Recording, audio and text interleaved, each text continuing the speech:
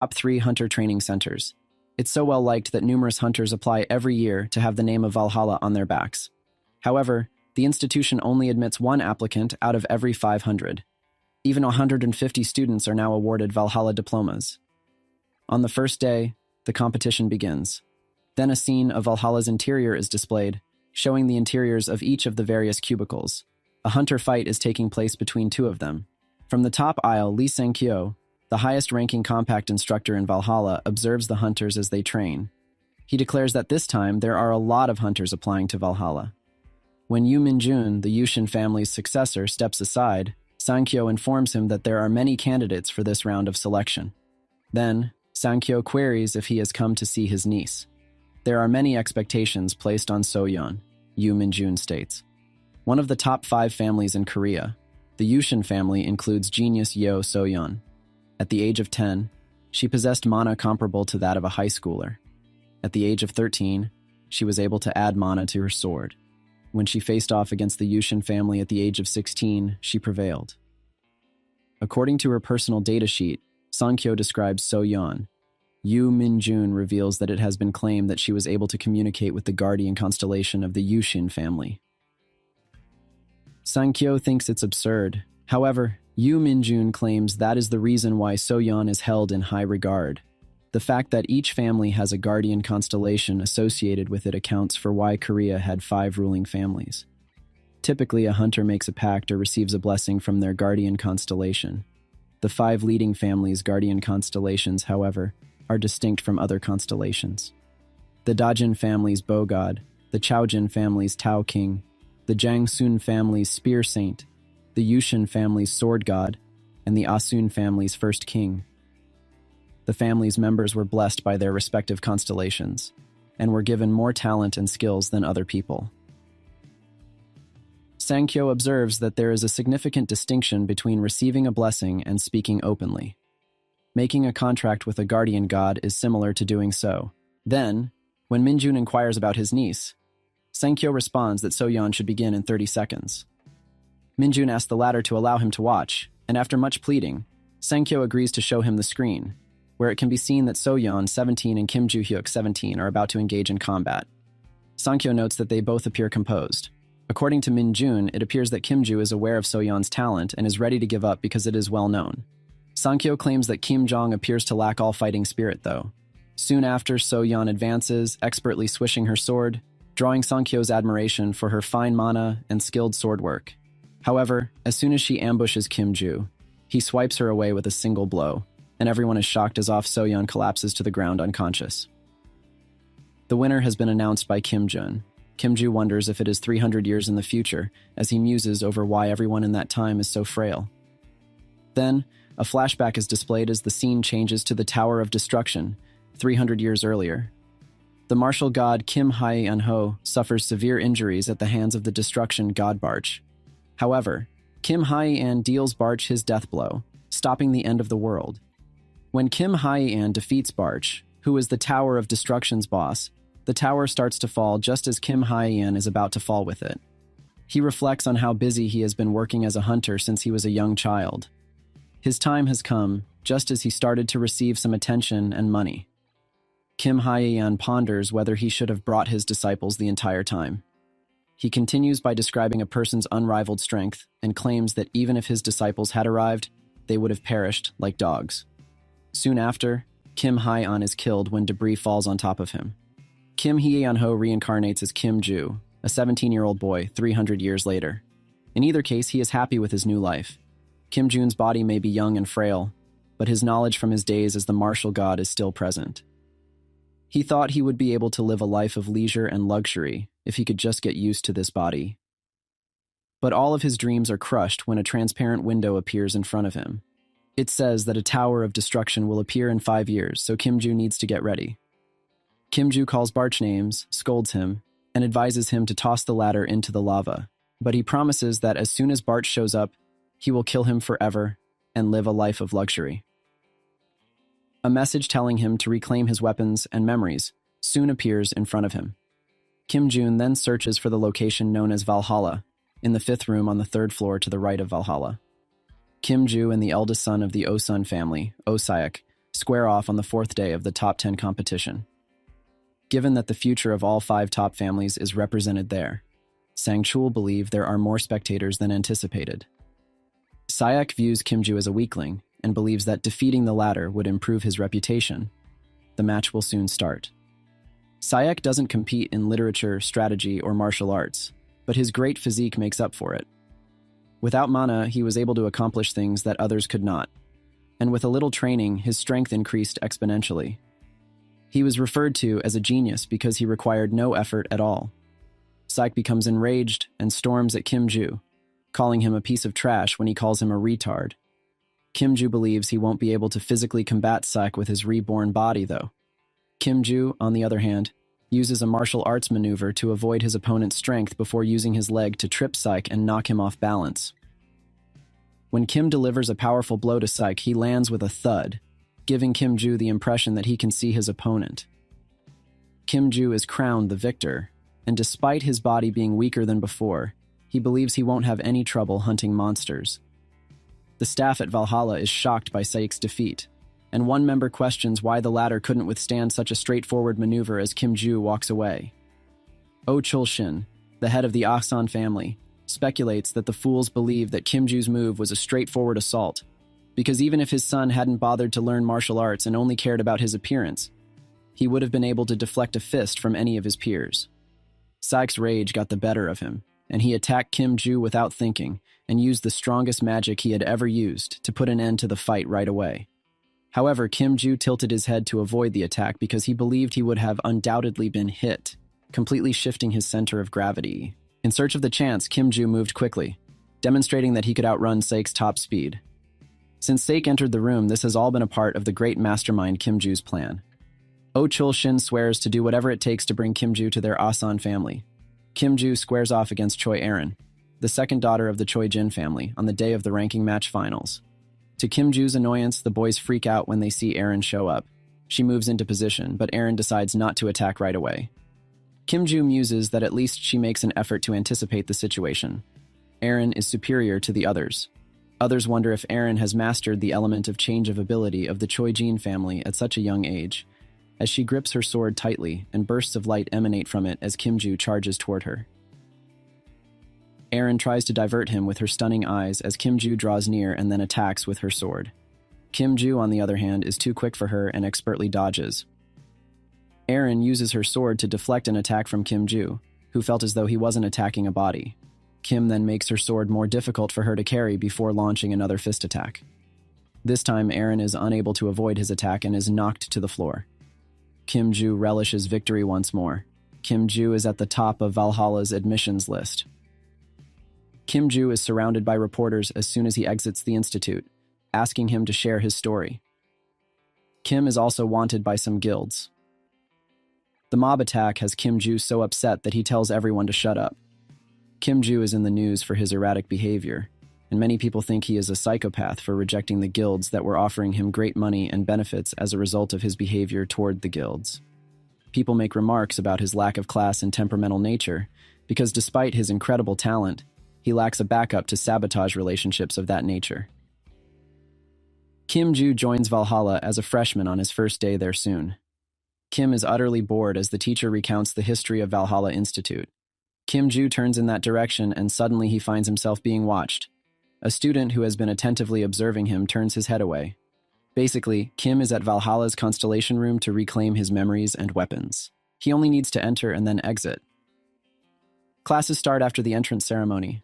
The instructor, Kim Ligon, is not pleased with the class distribution in the virtual combat simulation room. Hazarin of the Choijin family is seated next to Soyeon of the Yushin family in the front. Aosin family member Sayak is in the middle. While the instructor is aware that classes are chosen at random, how come 3 out of the 5 students in his class are geniuses? When he sees Kim-ju sitting in the very last spot, he is just about to pass out. Ligon claims that he will perish, but he gathers himself and says that in circumstances like this, he must be very strong right away. After giving a brief introduction, the instructor presses a button. The situation for the entire class abruptly shifts and it appears that they have arrived at a very different outdoor atmosphere. A large number of orcs and goblins are soon summoned by the teacher and are about to attack the entire class.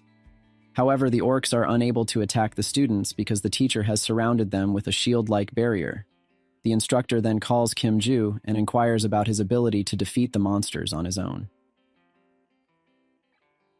The teacher is delighted because he believes that Kim Ju's silence and introspection will lower his opinion of him.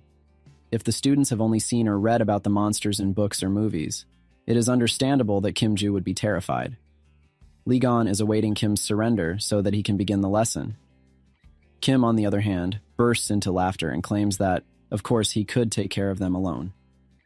But Kim asserts that Ligon must first award him a prize because such tests are never administered on the first day.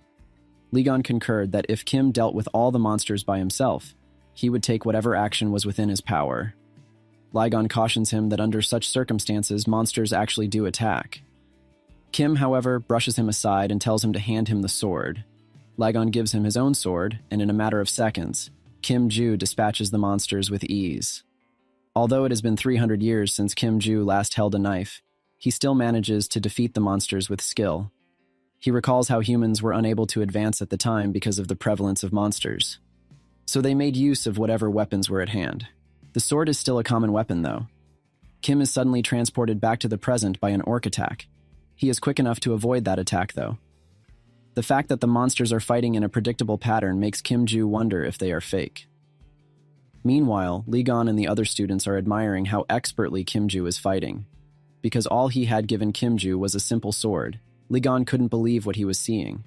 That's devoid of both magic and swordsmanship. But how did Kim Ju cut through anything so quickly? The three brilliant members of well-known families are also jealous of Kim Ju as they watch her. Kim Ju calmly declares that he wants to go to the constellation room and that he hopes the teacher keeps his word after defeating the orcs. The instructor ends class for the day and instructs the students to rest in their respective dorms. Kim Ju, however, finds the classes to be so monotonous and drawn out that he is completely bored. He wishes he would accomplish his goal and then depart. He continues by saying that he never imagined he would be a teacher because he had never attended school before. Kim Ju believes that even though the class was boring, he still learned a little bit about constellations. Kim asserts that he lived in an era in which there was no concept of a constellation. The term constellation refers to the elevation of those who achieve great fortune to the status of gods. As their holy relics and special powers, the majority of constellations are connected to hunters. The Vala is the third largest academy in the world and is filled with constellation artifacts. Any skill involving a sword and killing monsters is useless in Kim Ju's eyes. His body is on the weaker side, so he needs to get to the dorm and begin practicing martial arts seriously. Kim Orin interrupts Kim's train of thought because he wants to talk to him.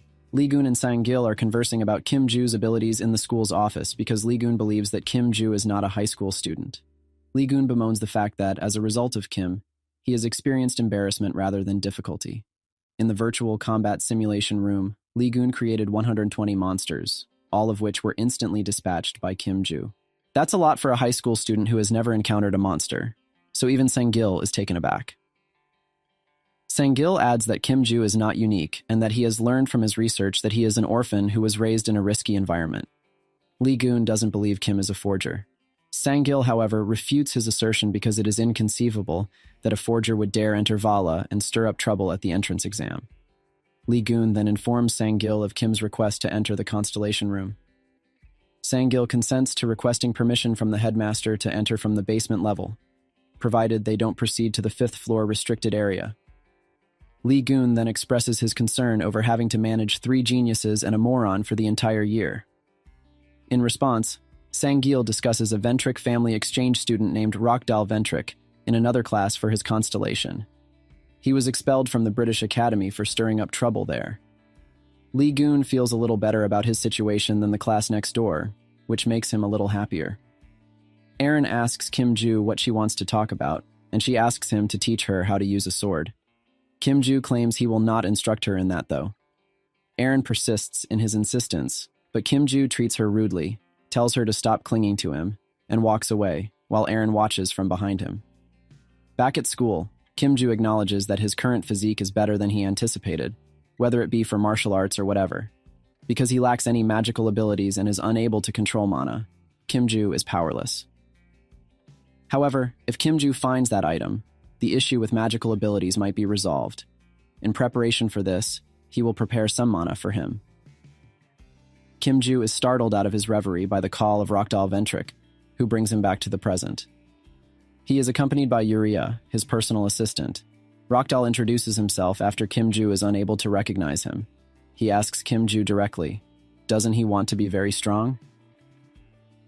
The Ventric family stands out from other families because it has a beak mask that serves as a guardian of the constellation. According to the details of the Ventric family, the family is typically protected by an S-class or higher guardian of the constellation, who also chooses the constellation member and grants them protection and strength. However, they chose to have a non-constellation family member sign the contract for the Ventric family. It was a means for the selected individual to enter into a contract with the constellation without contention, and as a result of that unusual selection, the Ventric family enjoys considerable power throughout all of Europe. The branch family line could have as much power as the main family line because if you were a member of the Ventric family, you would be able to choose a contractor regardless of your lineage. Rockdal Ventric has become too haughty as a result. He was recently expelled from the British Academy due to the uproar there. Rockdal, who always got what he wanted, decided to move on rather than lament the spilled milk and tried to persuade Kim-ju to support him. Kim-ju, however, calls him an idiot in front of him. They fight in an ugly way. Rockdal is abruptly seated and asked to take a seat by Santal. Rockdal is furious, but the latter reminds him that everyone must follow rules here because this is Valaha and not the British Academy. Rockdal promises Kim-ju that he will approach him again but stops for the moment. Kim-ju is a little let down after class because he didn't learn anything about the Constellation Room. In addition, despite the rudeness Kim displayed toward them that day, the guild members keep pestering him to join their guilds. Orin repeatedly demands that he teach Kim-ju how to use a sword, interrupting Kim-ju's train of thought. Rockdal, in the meantime, shatters a lamp with his fist in the higher class of the dormitory out of extreme rage. How dare a pathetic orphan insult him, pouts Rockdal. He then tells Yuria to contact Desira to handle the situation. He tries to call Yuria, but she doesn't pick up. Rockdal snatches her by the hair and menacingly demands to know if she still believes she is the eldest daughter of the palace family. He tells her that if she doesn't leave their family, he will. The poor girl is then violently shoved toward the ground, and he tells her to call Desira. He also says that the Rees family has a son who is enrolled in 2nd grade. Rockdal requests that she inform Ventric of his desire to see him. Kim-ju, meanwhile, focuses on his meditation in his own room. He still believes that his body is worthless, though, because he is unable to summon the necessary magic, and his stamina is insufficient. Kim-ju recalls the previous occasion when he was making his way to his dorm. Orin's obsession with him causes Kim-ju to become very irritated with her and treat her impolitely. She keeps requesting that you teach her swordsmanship. Kim-ju suggests that one lesson costs 10,000 won, because he is very annoyed by her and wants her to leave her side. Orin requests his phone so she can enter her number there. To Kim's surprise, she sends him 100,000 won because she finds it simpler to send money online. Orin, hopeful, asks him if he would teach him. Kim, however, declines to assist her and refuses to take her money. Kim-ju is currently perplexed as to how a student could amass 100,000 won. He sort of believes that if he took the money, he wouldn't have to reveal all of his secrets, but Kim-ju brushes it off, saying that it was just money, and that it wouldn't help him find what he was looking for. He then gets ready to leave in search of the secret vault. Kim-ju enters a deep, dark forest and believes that he checked the school out beforehand, but the majority of the notes that were hidden there 300 years ago have been destroyed. There should be 4 notes left, but it's highly likely that there are only 3 at this point. Kim is aware that the notes are stashed away in the Valaha Mountains. Kim-ju senses the marble that responds to his magic and uses some of his power to determine where the notes are.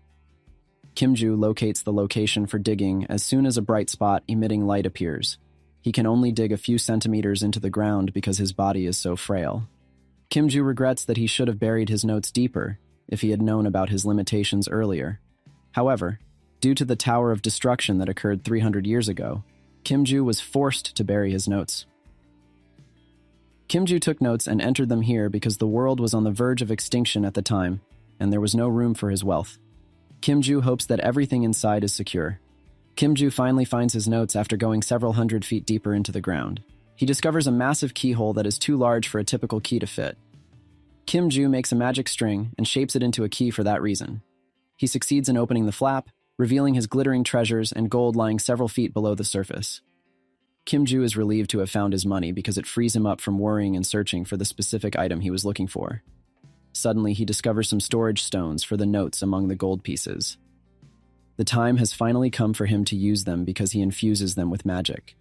He feels an overwhelming amount of energy flowing through him as he holds one of the storage stones. Kim-ju is unsure of the amount of gold and jewelry he should return. After all that digging, Kim-ju soon finds himself sitting inside the Valhalla Academy and stretching. All of his muscles are aching from that deep digging, so he feels that if he really believes he will make a note in the future, he must be insane. When Aaron suddenly appears and begs him to teach her how to use a sword, Kim-ju muses on the fact that she isn't letting go at any cost. She is persistently pursuing him because she believes she can learn more from his family. However, he believes that among the top 5 families, the Choi-jin family, which includes Aaron Choi, is probably a family that practices swordsmanship. She has never seen anyone use a blade more expertly than him, according to Aaron, who claims she wants to learn everything from him. Kim-ju then inquires about her father, the Choi-jin family's patriarch. Aaron Choi disputes the notion that he is more skilled with a sword than Kim-ju is. Soon after, Lee-gun storms in and invites Kim-ju to accompany him to the teacher's office. He continues, "It has to do with what Kim-ju last asked me." Lee-gun doesn't want to tell Aaron about the constellation room. Kim-ju rushes after Lee-gun. Aaron is instructed by him to report to the practice fields the following day at 6 a.m. before he departs. Kim-ju's access to the constellation room has been authorized.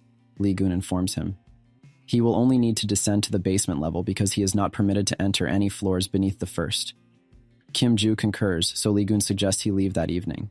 Lee-gun is happy that Kim-ju didn't make a scene when she wasn't allowed to go up to the second floor. In fact, he believed Kim-ju wouldn't consent. They intend to visit the constellation room that evening. The constellation room, which is thought to be Valhalla's treasure, is where Lee-gun takes him the following night. "The security is tighter than the main gate," Kim-ju exclaims.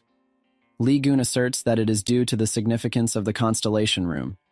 Valhalla Academy is one of the top 3 academies in the world because it is significant enough. Kim-ju notices that all of its exterior walls, aside from the entrance, are covered in various forms of magic.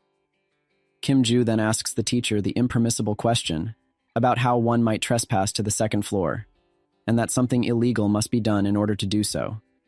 Lee-gun cautions him that he might be expelled for that, and even worse, Kim-ju might lose his mind before even leaving the school, as the magic power is out of control on the second floor of the constellation room. One's mind would shatter and turn to madness if they came in contact with that magic. Now that Kim-ju has asked him about the second floor, Lee-gun is concerned that it is because he wants to enter. He reassures himself, though, that the top entrance student wouldn't risk anything. Kim-ju enters as soon as the gate opens. Lee-gun keeps calling him from outside and telling him that he only has 30 minutes. Kim promises him that he will return soon. On the 3rd floor, 5th room of the Valhalla Academy, an interface appears in front of Kim-ju to allow him to reclaim his memories and weapons. Kim-ju must first go to the 3rd basement floor because he doesn't care whether he is expelled or not, because that is why he entered the academy in the first place. Kim-ju is perplexed as to why there are so many stairs in the building. Kim-ju is taken aback to learn that the constellation room fell short of expectations. It didn't seem to be all that significant. Kim muses over whether or not he should continue. Soon after, a screen notifies him that he has fulfilled the requirements and is being moved to a room. As he descends further, Kim runs into Bark, an old foe. However, before Bark could respond, Kim strikes him hard and angrily exclaims how glad he is to see him. He is taken aback when Kim-ju repeatedly punches him. Bark continues to urge him to stop and calm down, but Kim throws him to the ground. He is informed by Bark that he is not the type to use their fists. Kim-ju, however, is upset with Bark for jeopardizing his secure future. He further hinders him with light kicks. Kim-ju continues to beat him by accusing Bark of taking his wealth, honor, and all the time he spent instructing his disciples. Bark asks him, didn't he wonder what the place is about while puffing and panting? Kim-ju, however, responds that nothing is present. He learns that this is an imagined world from Bark. He clarifies that this location is actually a room inside of a relic. He is only seeing a representation of the Bark in his mind's eye. 300 years ago, his actual body passed away. Bark confirms Kim-ju's assumption that he has always been with this artifact. Bark gloats in his success as a constellation. Kim-ju once more punches Bark in a fit of rage. Lee-gun is patiently waiting for Kim-ju outside the building in the meantime. He feels relieved to see Kim-ju leave the gates. Before allowing him to leave, the security officers thoroughly inspect him. He is asked by Lee-gun if he didn't do anything wrong. Kim-ju answers coolly, "I was just looking around. I couldn't go any deeper or I'd have lost my mind." Lee-gun tells Kim to return home because he believes him. Kim is walking when he recalls his earlier conversation with Bark. He said he didn't mind that Bark was made into a constellation. Whether he was the one who opened the transparent notification window is all he is interested in knowing. Kim again moves in to punch Bark when he denies it, but Bark begs to differ because Kim-ju killed him 300 years ago. He has no power while he is inside the relic. Kim is adamant about finding out who sent the notification. Bark admits that he too received the notification to get in touch with the reincarnated Kim-ju and regain his memory. According to Bark, this led to the appearance of a suspicious individual, and he questions whether it was his work that made him the owner of the Tower of Destruction. Kim confirms that the man sent notifications to both of them, but the man wants to know who he is. Bark, however, was unable to recall because the entire event has since faded from his memory. Additionally, he says that memories almost never come back once they have been lost. Kim-ju responds that the notification was about reclaiming his memories and weapons when Bark asks him about it. The text below was blocked by squares, making it impossible for him to read it. Kim-ju, on the other hand, doesn't recall losing any memories. The memories from the tower are still with him. Bark speculates that perhaps Kim's memories haven't returned yet because he's just discovered his weapon. Slowly but surely, memories will start to return as well. Kim-ju was taken aback when he discovered the weapon. Bark responds that the 4 weapons and village swords that have turned into relics reside inside this area. According to Bark, he used the local sword as a relic, and as a result, became the constellation. Kim-ju is currently returning home, and he intended to destroy his village sword and leaf. However, despite how frail it has grown, Bark, who was once known as the King of Destruction, is reluctant to be left alone. Additionally, only the village sword is capable of completing the new quest that would be displayed in the notification window. Kim is distracted from his train of thought by a group of mobsters. Isn't one of them going to introduce himself after telling Kim that his seniors were on vacation? Larynx Sunrise, the eldest son of the Sunrise family, is the one who is harassing Kim-ju. Kim, on the other hand, makes fun of him by claiming that a bully like him also has juniors. Larynx is incensed upon hearing the derogatory remarks, but he asserts that if you come in first place in the first year, it is insufficient to merely greet your seniors. Before he could continue lecturing, Kim-ju gave him a hard kick and told him to stop talking and come to him. Kim-ju quickly and easily defeats his seniors by punching and kicking them.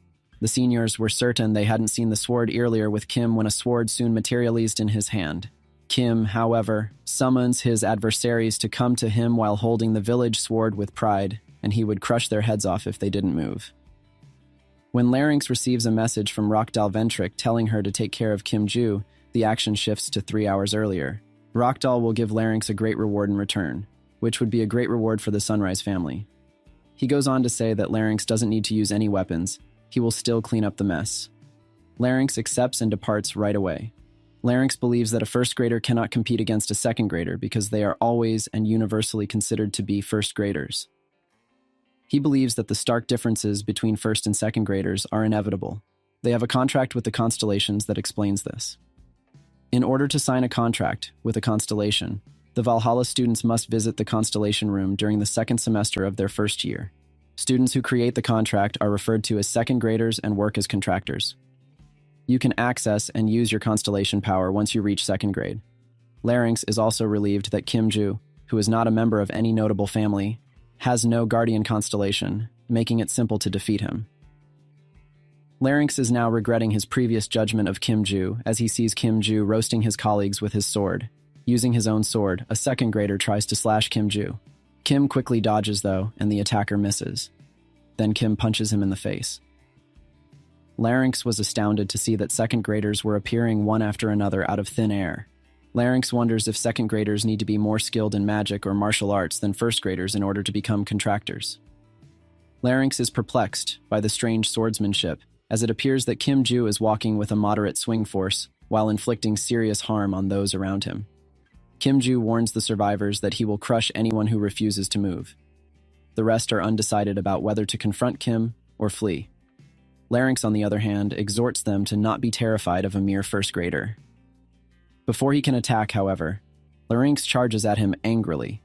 Kim Ju quickly opens his hand, ejects a weapon, and knocks Larynx to the ground by thrusting the end of his sword into his stomach. However, Kim Ju wakes him up, assists in his ascent, and inquires as to why he attacked him. Larynx invents the story that they are simply a group of seniors picking on a first grader. Kim Ju expresses dissatisfaction with his response and claims that this is why a number of those seniors arrived while concealing their weapons. This is hard to comprehend when you are caring for a first grader. Kim Ju is adamant about who sent them to find him. Larynx, however, is unwilling to butch. Kim Ju makes fun of him by asking, "Is this the gangster's loyalty?" He is sobbing a lot. Larynx stops Kim Ju as he is about to leave and tells him that Kim Ju cannot attend school in this condition going forward, because he would be expelled despite being a first grader. Kim, on the other hand, doesn't seem too concerned and claims that won't get around. If you tell them the tale of the fight where several second graders attempted to beat the first graders but were swept clean, the second graders would be embarrassed if the tale got out. Think carefully if you want to return to school and join a guild. Kim Ju smirks. He then moves on with a cool demeanor. Rockdoll is grinning triumphantly as she waits for the call from the second graders. Larynx, on the other hand, calls him and offers to take over the assignment. Rockdoll couldn't believe what he was hearing, but Larynx explains everything to him and cautions him to stay. Larynx was acting so confidently when they were speaking just a short while ago, Rockdoll reminds him. Rockdoll urges Larynx not to hang up and suggests that she report Kim to the administration because of the uproar he caused and the people he injured. Rockdoll continues, "Doesn't that mean they have strong evidence against Kim Ju if there are still some visible injuries?" Rockdoll assures Larynx that he will continue to pay him the full amount, even if he is successful in turning over Kim Ju to the authorities. In addition, Rockdoll claims he would persuade his family to support Larynx. Larynx, however, declines the offer because he believes he will not be able to regain his lost honor, even if the Ventric family agrees to pay for him. With that, Larynx ends the call. Rockdoll smashes his phone to the ground out of sheer rage. Rockdoll then inquires of Yuri if she has spoken with Desera. Yuri responds that she has let him know that the Rockdoll wants to meet him in person, but that it will take some time for him to get here because of his distance. Indignantly, Rockdoll speculates about Desera's whereabouts. A young man who had been in a fight earlier receives a message and announces that someone wants to meet him in Korea, as the scene shifts to the Aripia Academy in Mexico. Desera Ventric is the name of the boy. His face is covered in numerous scars and wounds, giving the impression that he is an aggressive gangster.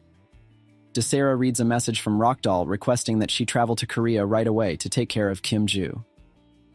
Desera's eyes light up when Rockdoll offers him a reward that has already been prepared for him, because after being chased out, he had no one to ask for money from. Kim Ju arrives at the training room the following morning at 6 a.m. and is taken aback by its enormous size. He muses that it is large because the school itself is large. Kim Ju is persuaded to jog by the training area. He is startled by a voice from the barge, and Kim Ju asks him where he is speaking. Barge responds that he is currently inside the sealed sword. But why is Kim so shocked? Barge still hasn't managed to flee. Kim responds, which surprises him because he'd have to beat him up and drag him back there if he did. Barge, in contrast, responds incredulously. It's nothing like that, so Kim need not worry. Kim responds that everything is fine in that case. Kim then queries Barge about the sword, inquiring as to whether it is acceptable given that it has been designated an artifact and is kept in Vala. The original sword is with Kim, and Barge replaced it with a replica, so there is no need to be concerned, according to Barge. Kim, however, wants to know when he learned how to create the replicas. Barge responds that we became aware. He no longer possessed any talents. He doesn't know where he learned how to make replicas, but he has been able to do so since the beginning. As soon as Aaron Choi shows up, Kim informs her that their focus will be on boosting her stamina. He instructs her to stretch and explains that the better her stamina, the easier it will be for her to absorb and control mana.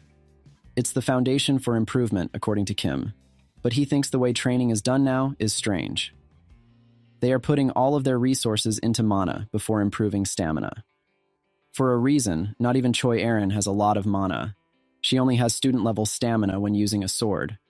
Choi has finished her stretching, so Kim declares that her real training has started. He makes her perform push-ups, sit-ups, and then dumbbell exercises. Erin is worn out from the demanding training. Kim claims that the training has just begun. Kim forbids her from continuing because there are still 20 kilometers to run, and Erin is about to suffer a heart attack. Kiju questions whether Erin was feeling all right the following day after they performed strenuous exercise the day before. The soon-to-arrive instructor, Lilia, will give a brief written test. She claims that she briefly explained that she would be testing them on their knowledge of how to deal with a specific monster on the first day, after telling them to do some self-study on dimensional monsters.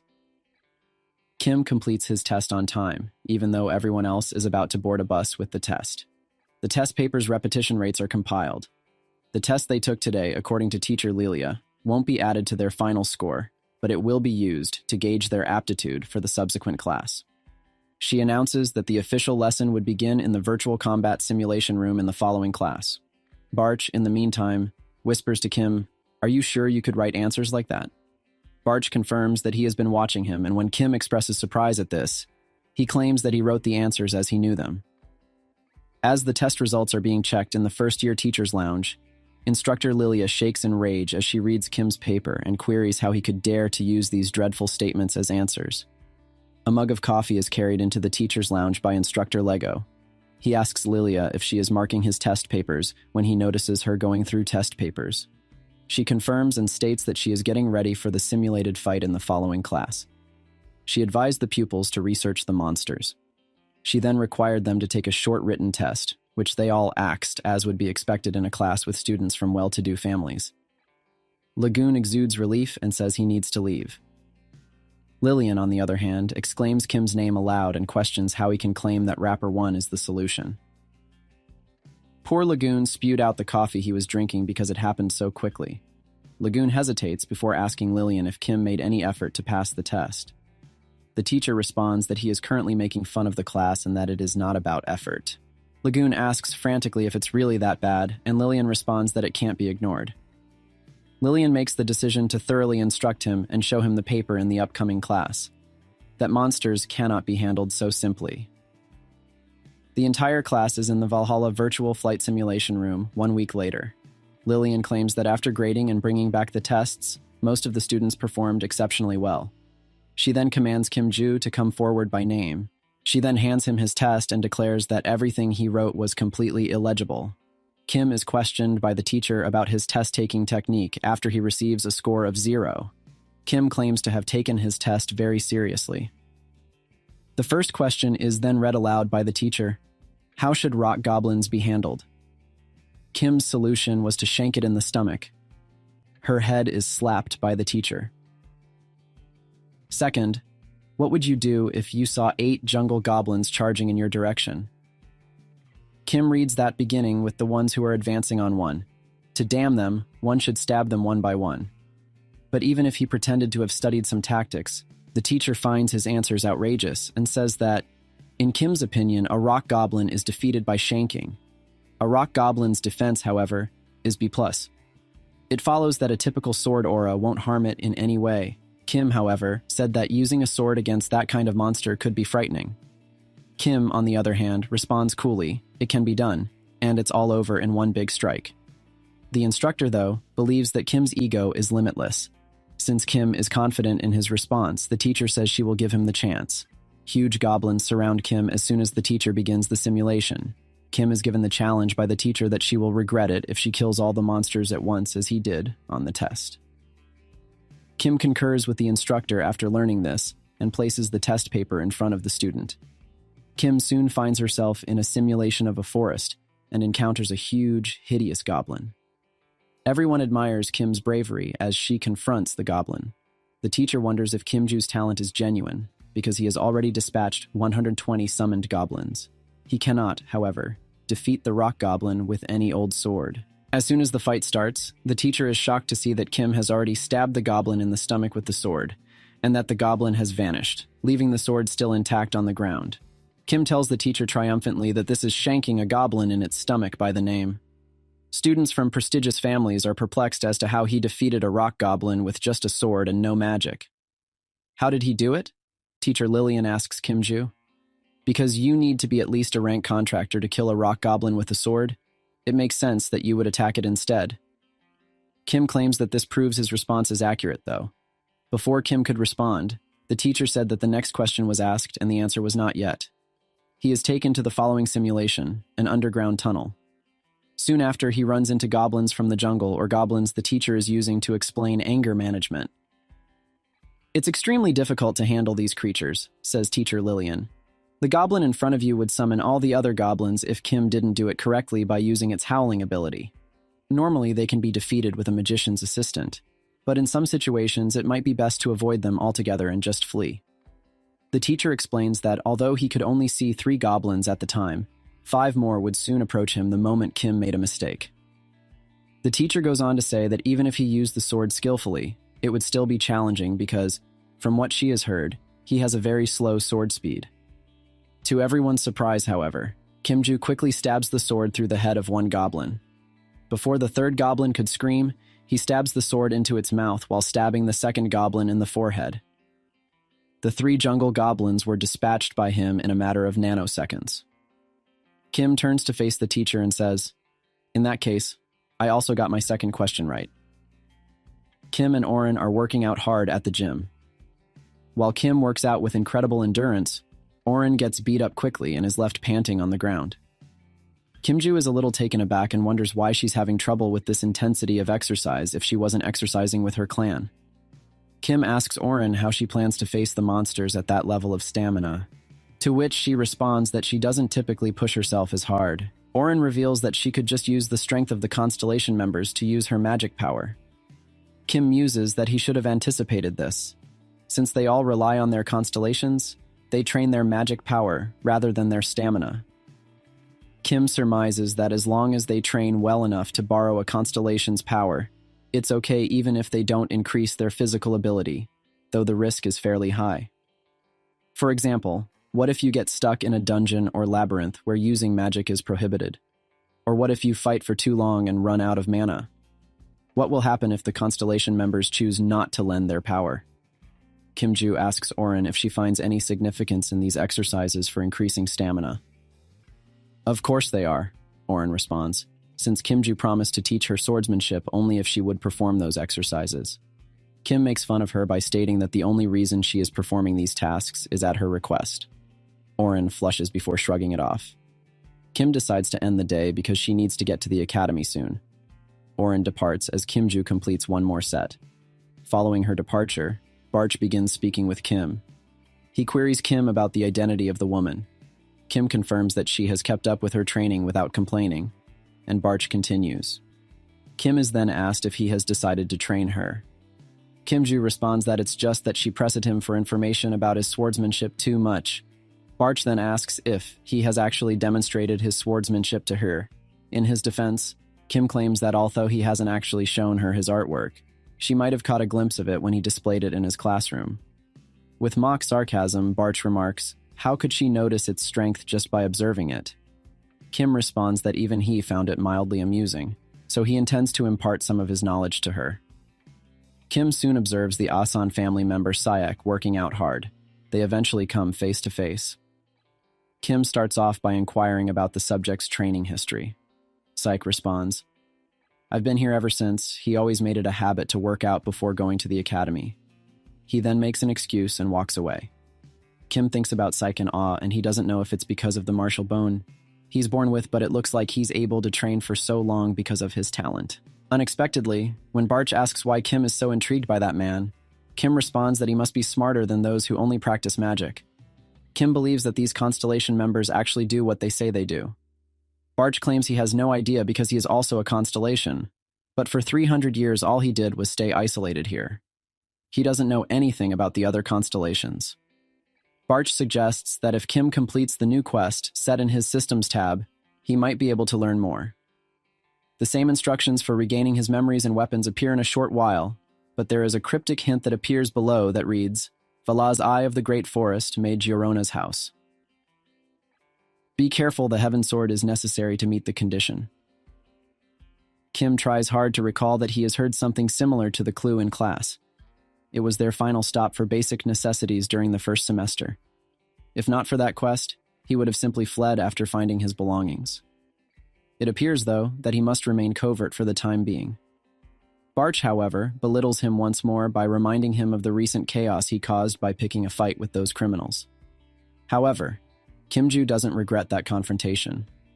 Kim-ju finally admits that he won't be able to leave anytime soon unless and until he completes the quest.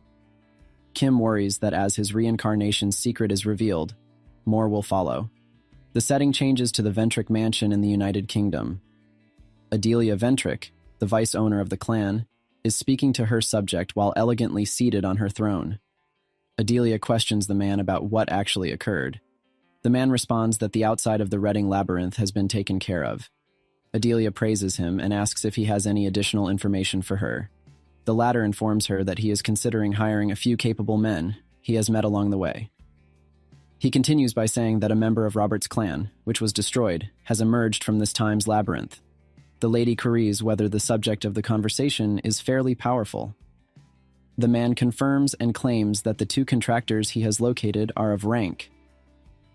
Adelia affirms that they are prepared to receive the Ventric family's blessing if they have reached that level. She orders the man to assess their qualifications before directing them toward her. If he has any additional comments, Adelia wants to know. The man reluctantly informs her that he has information about Rockdale. The woman asks if anything happened to them that day. Delia is told by the man that Asura was summoned to South Korea. Hearing that name completely disgusts Adelia. Asura is thought to be the lynx's worst and the black sheep of the Ventric family. He has used his family name to commit a number of terrible crimes. He killed 5 people in England's academy when he was 19 years old because they started an argument with him. He was thus totally cut off from the Ventric family by the time he was 20 years old. He has spent a long time living in hiding. Adelia questions why Asura met with Rockdale. For the benefit of Rockdale, Adelia requests that the man place Asura under close observation. If he is caught acting strangely, Adelia orders him to strictly warn Rockdale as well. He'll be kicked out of the house. The man nods in agreement and walks away. Adelia muses on the fact that none of these fools have earned their positions of authority. Such strength is not intended for waste. Adelia claims that in the end, all of that power belongs to her alone. The focus changes to the classroom as the teacher instructs the class about a villain. He explains that it's primarily used to refer to individuals who abuse the powers of the constellation for bad. Typically, they work alone, but occasionally, they work for various organizations. The One God Group is the most infamous of those organizations. Kim-ju is extremely bored as the teacher continues the lecture. He considers how those workouts are making his body stronger and stronger every day. But his body also has the ability to use mana. Even though it isn't genius level, it is still much better than his previous body. Nevertheless, he is still baffled as to why, despite this body's lack of training, it was in such poor shape.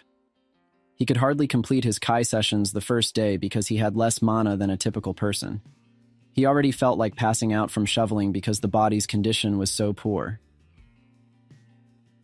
Kim speculates that something might have happened in the past, but she decides that she shouldn't worry about it right now. Unexpectedly, Soyeon passes Kim-ju a note that reads, "Hey, Kim-ju is angry." Later, teacher Lingun makes the announcement that they will be permitted to leave the school the following weekend. However, those students who intend to leave must submit a separate application. Kim-ju also submits an application in order to go for a stroll outside the building. When Soyeon calls him from behind, Barge has just confirmed with him, and Kim-ju is about to say something. She becomes so tense that she begins to stammer when Kim-ju turns to face her. It appears as though she wants to say something but is too afraid to speak up. Kim is so enraged by this that he chastises her to speak up right away because he needs to submit something crucial. She does, however, lose her cool when Kim-ju refers to her as a freak. The focus shifts to Kim-ju, who is seated in front of his computer in the Valhalla dorm. He is looking up information about the location he will be visiting the following day. He is looking for a trading website where he can sell the loot he discovered in the safe. He soon discovers a location known as the market. He learns that after paying a small entrance fee, anyone can use it and anyone can freely trade anything. However, because of the bad people who trade there, it is viewed as a black market. Because it is routinely maintained by the guardian constellation known as the Hidden Ruler, high-ranking individuals openly use the market. Governments don't enforce laws against the market, despite the fact that it is illegal. Kim-ju believes he can easily enter it because of this. He only needs to click the reservation link provided in the comments to get started. Kim would then be given a location that was no more than 50 miles from his present location. The market is here once he gets there and opens the door. Erin sends him a message informing him that she will not be able to attend her training the following day because she has plans.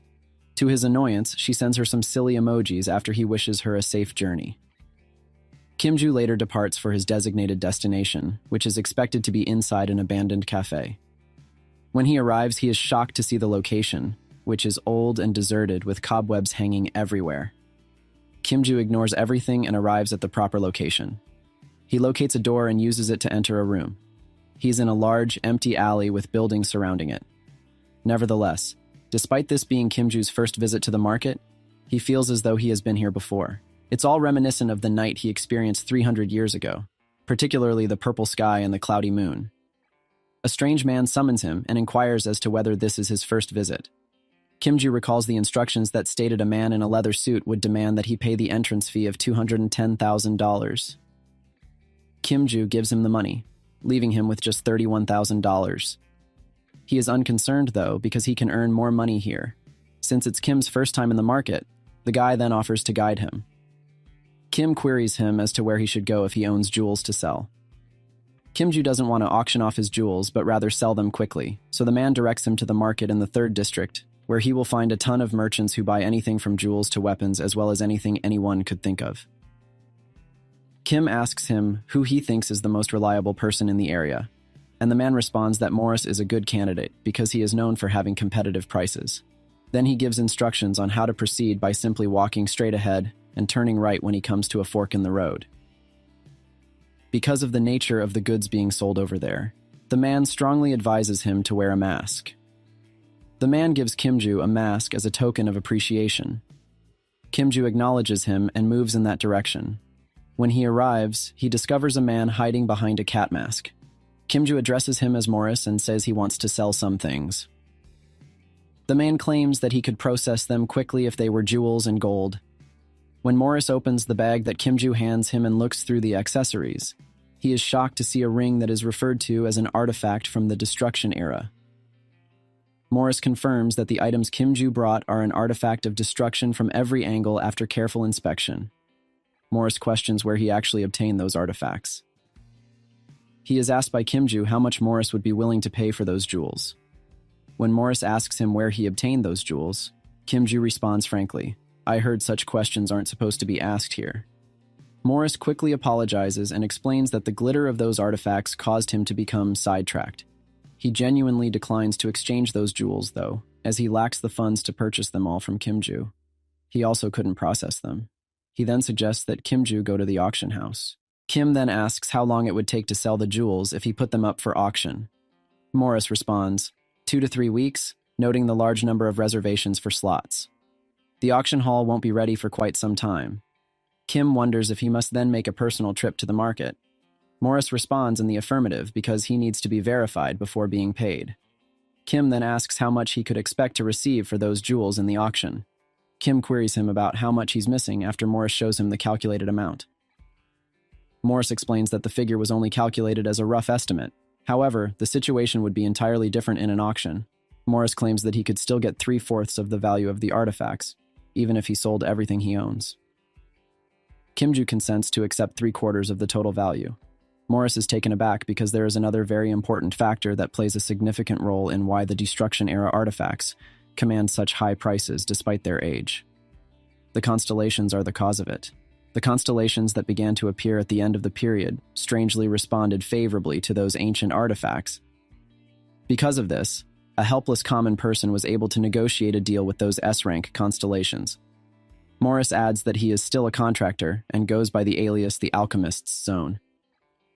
Because of the mana that flows through them and the magic from the Destruction era that still clings to them, Morris believes that those artifacts are absolutely real. There are 8 artifacts in total, and Morris is thrilled that he was able to acquire one of them for such a low cost. Morris is confronted by a strange man wearing a mask. Kim-ju quickly finds a solution to his financial problems and finds his way back to the cafe. Kimju is overjoyed because he just took 8 rings out of the safe and made a fortune by selling one of them. Soon after, he gets a call from an unidentified individual introducing herself as a Valaha instructor. Kimju is invited to join her for lunch and she is instructed to meet her in front of the training room. Lunch will be her reward. Kimju is ready to respond, but the caller hangs up the phone first. Kimju is currently unsure of whether or not to accept this odd lunch invitation.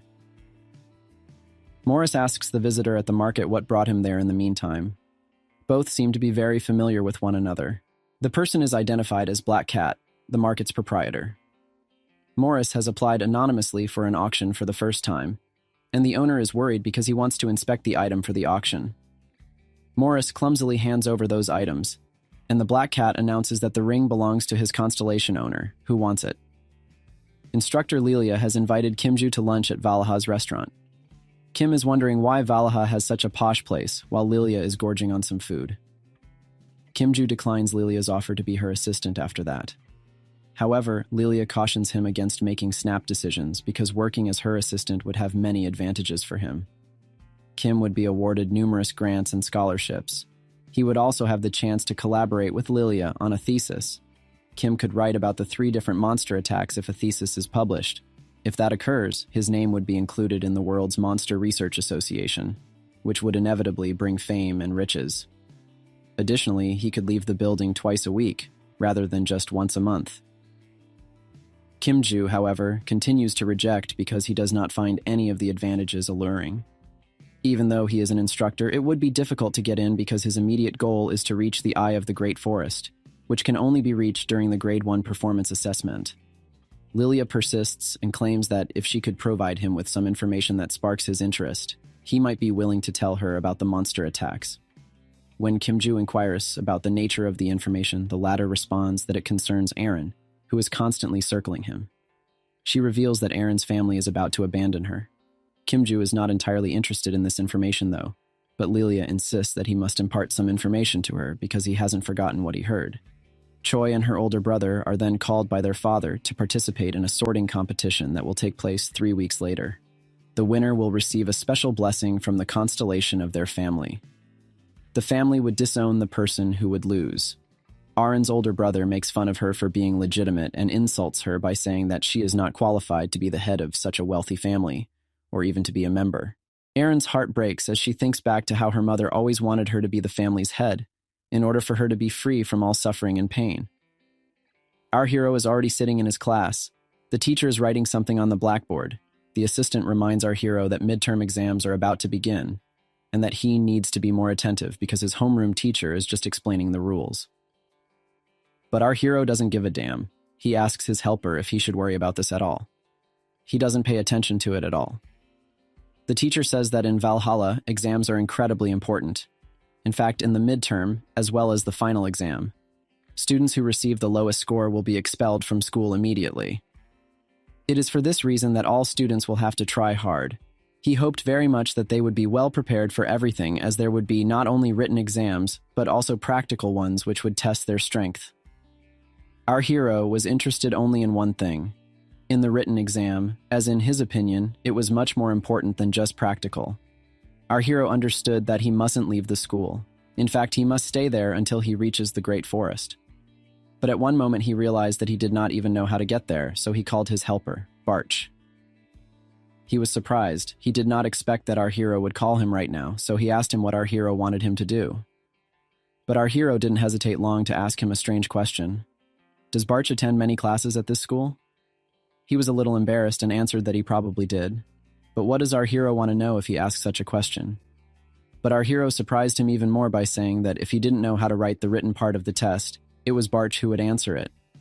He was very surprised, but our hero, thinking he did not understand, told him again with a smile on his face that he would just write the test for him. But in spite of this unbelievable plan, Barch does not like it because it all seems very unfair to him. But our hero did not understand what injustice he was talking about because he would write the test anyway, and he would tell him the answers. He smiled a lot, but Barch was very nervous about it. But at that time, the teacher said that the lesson was over, so he had dismissed everyone from the class. Many people stood up and wanted to go away, but our hero called his name from behind. A girl came up to Ju Hayek and asked him if they were going to train today. But why did he ask if she wanted to finish training today? But our hero answered that, of course, doesn't she want to finish? She wants to learn how to use a sword. Ju Hayek said that it's about time we had a serious talk about her training with him, but it's more likely that she doesn't even know how to use a sword. He said that what he was teaching her was not really swordsmanship, but that he would show her how to use a sword. Our hero even thought that it's time to start training with his own sword as well. He asked her to come to the gym, so she was very happy. After some thought, we see that our hero is in the training room with the girl. Our hero first of all asked her how long it had been since the last time she used it. To this, he got the answer that she hadn't used it in a day and a half. She added that she hadn't touched it since she had begun to practice with it. Our hero was surprised. Doesn't that mean that she had practiced every day before? If so, he asked her to draw her sword. When she drew her sword, our hero continued to show her, saying that she should make an accent on her ring finger and little finger and then draw the hilt. The girl repeated all this, and then her sword was filled with purple glow. She was surprised because she did not even put her mana, but it seems to her that it is more reliable and stable than holding a blade with both hands. However, our hero decided to surprise her once again, telling her to start attacking him with everything she had. The girl agreed, so she took her sword. She started to draw it from its sheath. She was very surprised because after a moment her whole body was covered with very small lightning, and the speed of her feet had increased. Our hero also said that she was much faster, but she did not even put more magic into her legs than necessary. The girl agreed, so immediately after these words, she began to run at our hero. He dodged a punch and said that she was definitely moving much better. In all her movements, he could feel the progress. He had noticed, however, he noticed that when she stopped, she had a weak spot. He also noticed that she needed to rotate her body a little. He leaned her back again with his sword, and kneading her shoulders, he told her to attack him, and this time he asked her not to stop. She attacked him again, but this time her sword almost hit our hero, but he dodged again. Although she continued to attack our hero, she said that thanks to the training of our hero, even though she realized that she became much stronger, she had no success again. When evening came, we could see that our hero and the girl were still training at that very hall. On the floor, we can see the traces of their training. Our hero asks the girl if an hour has passed, because if it has, they should have already finished. The girl sat down on the floor, almost exhausted. She thought that most likely her swordsmanship was better than ever thanks to our hero's training. It was not even comparable to her swordsmanship during the introductory ceremony, but she is still surprised that she couldn't even touch it. She asked our hero to teach her how to fight, so she immediately asks our hero if he will spar with her next time. He looks at her and rubs his chin. He thinks that it would be useful to spar with Choi Ah-rin in every way, and the fact that it is fun to consider her because she has a talent. He could feel it during the opening ceremony. She is familiar with the art of wielding a sword. She even uses the breathing technique, but it feels different. Still, our hero thinks that she is the only reason he can relax a little, but if it was 300 years ago, she might have been his worthy pupil, even if he didn't have that opportunity. But after all our hero had thought up, she came to him and asked if they could train a little. Our hero decided to make a joke to lighten the mood. He said he would not train her, but she answered to his surprise with a poker face that she understood. Our hero was surprised and asked her why she gave up so quickly, but she said that he had come to that conclusion because our hero was right in her eyes. She thought that if she followed the words of our hero, she would definitely become stronger. Our hero was going through her words in his head and thinking about her words, but after a short period of time, he said that if that's what she said, then they should probably finish the training. After 2 weeks, we can see that many students have already gathered at the stadium in Valhalla. Yu So-young is standing and is very nervous because this is the first time she has been in the stadium since the initiation ceremony. The other student, Oh Seon-hyuk, thought that he couldn't even imagine that so many people would gather. Only the same girl didn't think anything. She was very serious. But our hero didn't understand anything at all. He didn't even know the reason for his gathering there. Our hero's assistant immediately started shouting at him, saying that his homeroom teacher had told him about it more than 2 weeks ago. Our hero wanted to ask more questions to his assistant, but the teachers asked everyone to be quiet because now they will talk about the midterm exams in Valhalla. He said that this time his midterm practical assessment would be dungeon attack. Many students began to be surprised and worried because of the information that they will unite and go to an artificial dungeon. At that moment, Many students looked around and noticed many doors, or rather passages.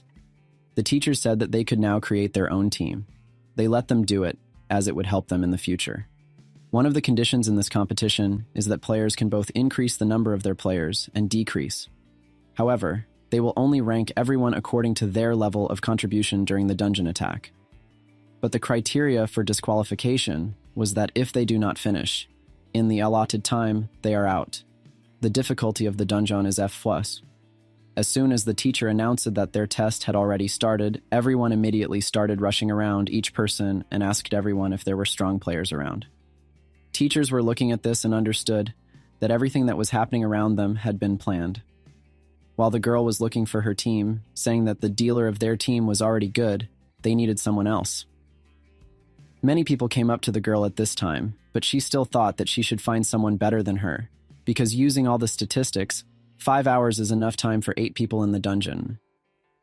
The main thing is teamwork. She also thought that with a group of 6 people they would be able to handle it. Everything looks easy, but she realizes that she should not be allowed to show her real abilities. The teachers, looking at all this, understood that if someone from a rich family happens to be at this tournament, then the essence of the exam is very clear for them, but it is not clear for the other people, so they enter by 20 people or by a group of 8. But the teachers understood that if the team was not well balanced, there would be fights, because this was a common and frequent occurrence.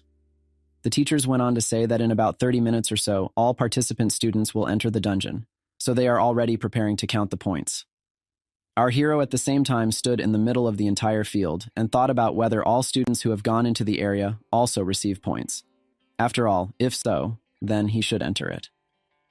Looking at the remaining players without a team, our hero overshadowed the girl he already knew. He went over and asked her why she hadn't gone in yet. He asked her what she was going to do, because she was still there, just like him. But she replied that she would do whatever our hero told her to do.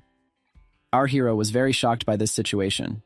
He did not understand what was wrong with this girl, because she tried to follow his words from the last training. He told the girl to go alone, because he will also go alone. Our hero said that it should be done, because it is not even difficult. While she stood in front of the door and looked at him with her eyes, other students also looked at her and wondered if she really was the famous Choi Erin. They said that since she does not have a team, they are asking her to join them because they have exactly 7 people, so there will be 8 of them with her. But many said that this is impossible because she will be disqualified. But the girl was sure that it would be easy, because it is not difficult. But while everyone wanted to stop her, she was already out the door. We can see that when all the participants went through the door, all the teachers had already gone into the observation room. They had been watching everything that was going on inside. One of the teachers, on the other hand, was watching the whole thing, setting up words that they would give a rough grade that made people think it was too harsh. However, we can conclude from this that it is very fast and accurate, and without any mistakes. But when the instructor Lee Sang-kol was a soldier, he was called the Master of Sweeps. He is a legendary soldier with a demonstration dungeon clearance rate of 99%. But the teacher thinks that the essence of dungeon attacks is better than anyone else, so he is the one who can give such scores. That's why he respects him. At the same time, this same Lee Sang-kol thought that this particular year of students seemed very strong to him. He even thinks that children of 5 great families are doing well, and he even thinks that there is a great student among them. That student is Yu So-yum. We are transported to a dungeon where she is the one in charge. While the orc is attacking them, she is the one who gives the clear orders. It's only because of her command that she was able to kill the orcs, and she also surprised Lee Sang-kol. He realized that she was very good at clearing dungeons, and was also great at distributing certain roles among her team members, but also making moves that would undoubtedly bring her points. She is also great at leading her team members to make sure they clear the dungeon. However, it seems to him that she can pass the midterm anyway, and it's only a matter of time before she gets to the top. But if it hadn't been for Kim Joo-hyuk during the introduction ceremony, her talent definitely wouldn't have been so tarnished. Even thinking about that, Lee Sang-kol immediately thought about our hero, so he immediately decided to check how he was doing. But when he put his name, he could not find him. He could not even understand how it is possible that the search engine could not find information about one of the students that had entered the dungeon. He was even a little surprised because he thought that maybe our hero had passed it. His thoughts about it made him anxious, but when he had checked the list of passes, he saw the name of our hero. Lee Sang-kol was very shocked, because how could it be that someone had cleared the dungeon even without a group? Looking at the time our hero had cleared the dungeon, he couldn't expect that, because no matter how impressive our hero was, he had attended the introductory ceremony. However, this is not something that a 17-year-old high school student can do.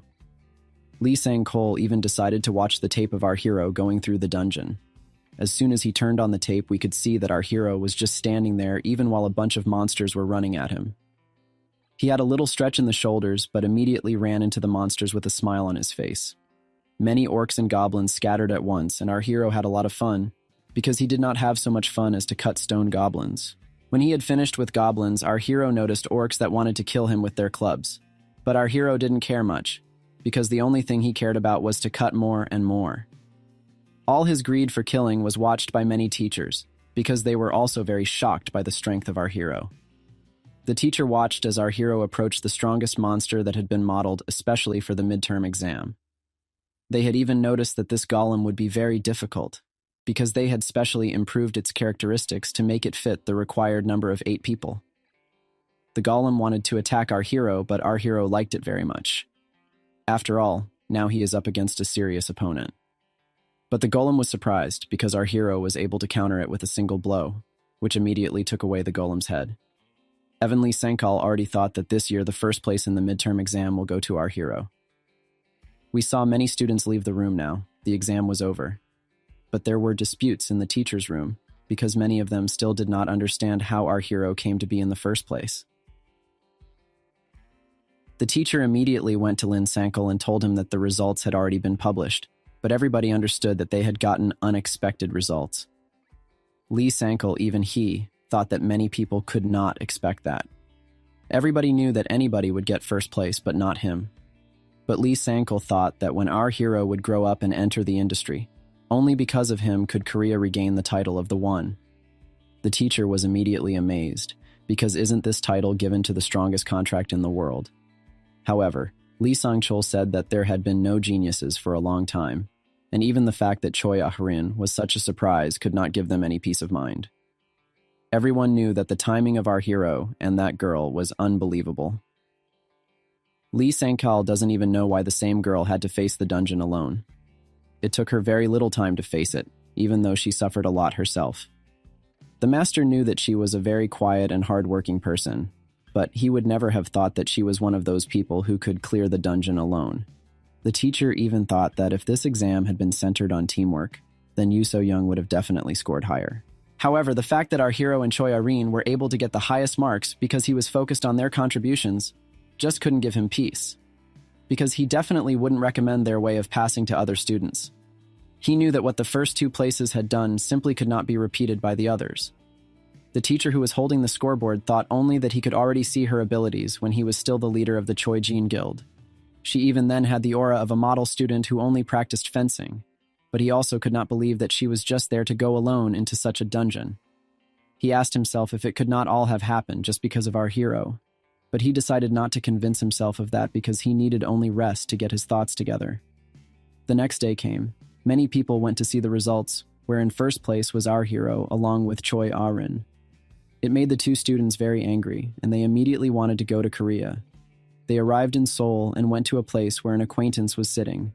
They said he was their brother. He was eating his dinner, but at a moment he asked his brother who he should take care of. The white-haired man answered at once that he was nothing, just a brainless freshman. But the reason why the white-haired guy wants his brother's help is because someone insulted him with his humble origins. The guy asked, through a mouthful of food, if he could kill him, but the white-haired man only replied that he didn't care what his brother did to him. But his brother at this time pointed to the girl behind him, saying that this time he would need a little more effort and preparation, because it was because of that woman that he had had problems with Felix's family. She even thought that most likely it was because there were too few people in their family. He simply could not kill.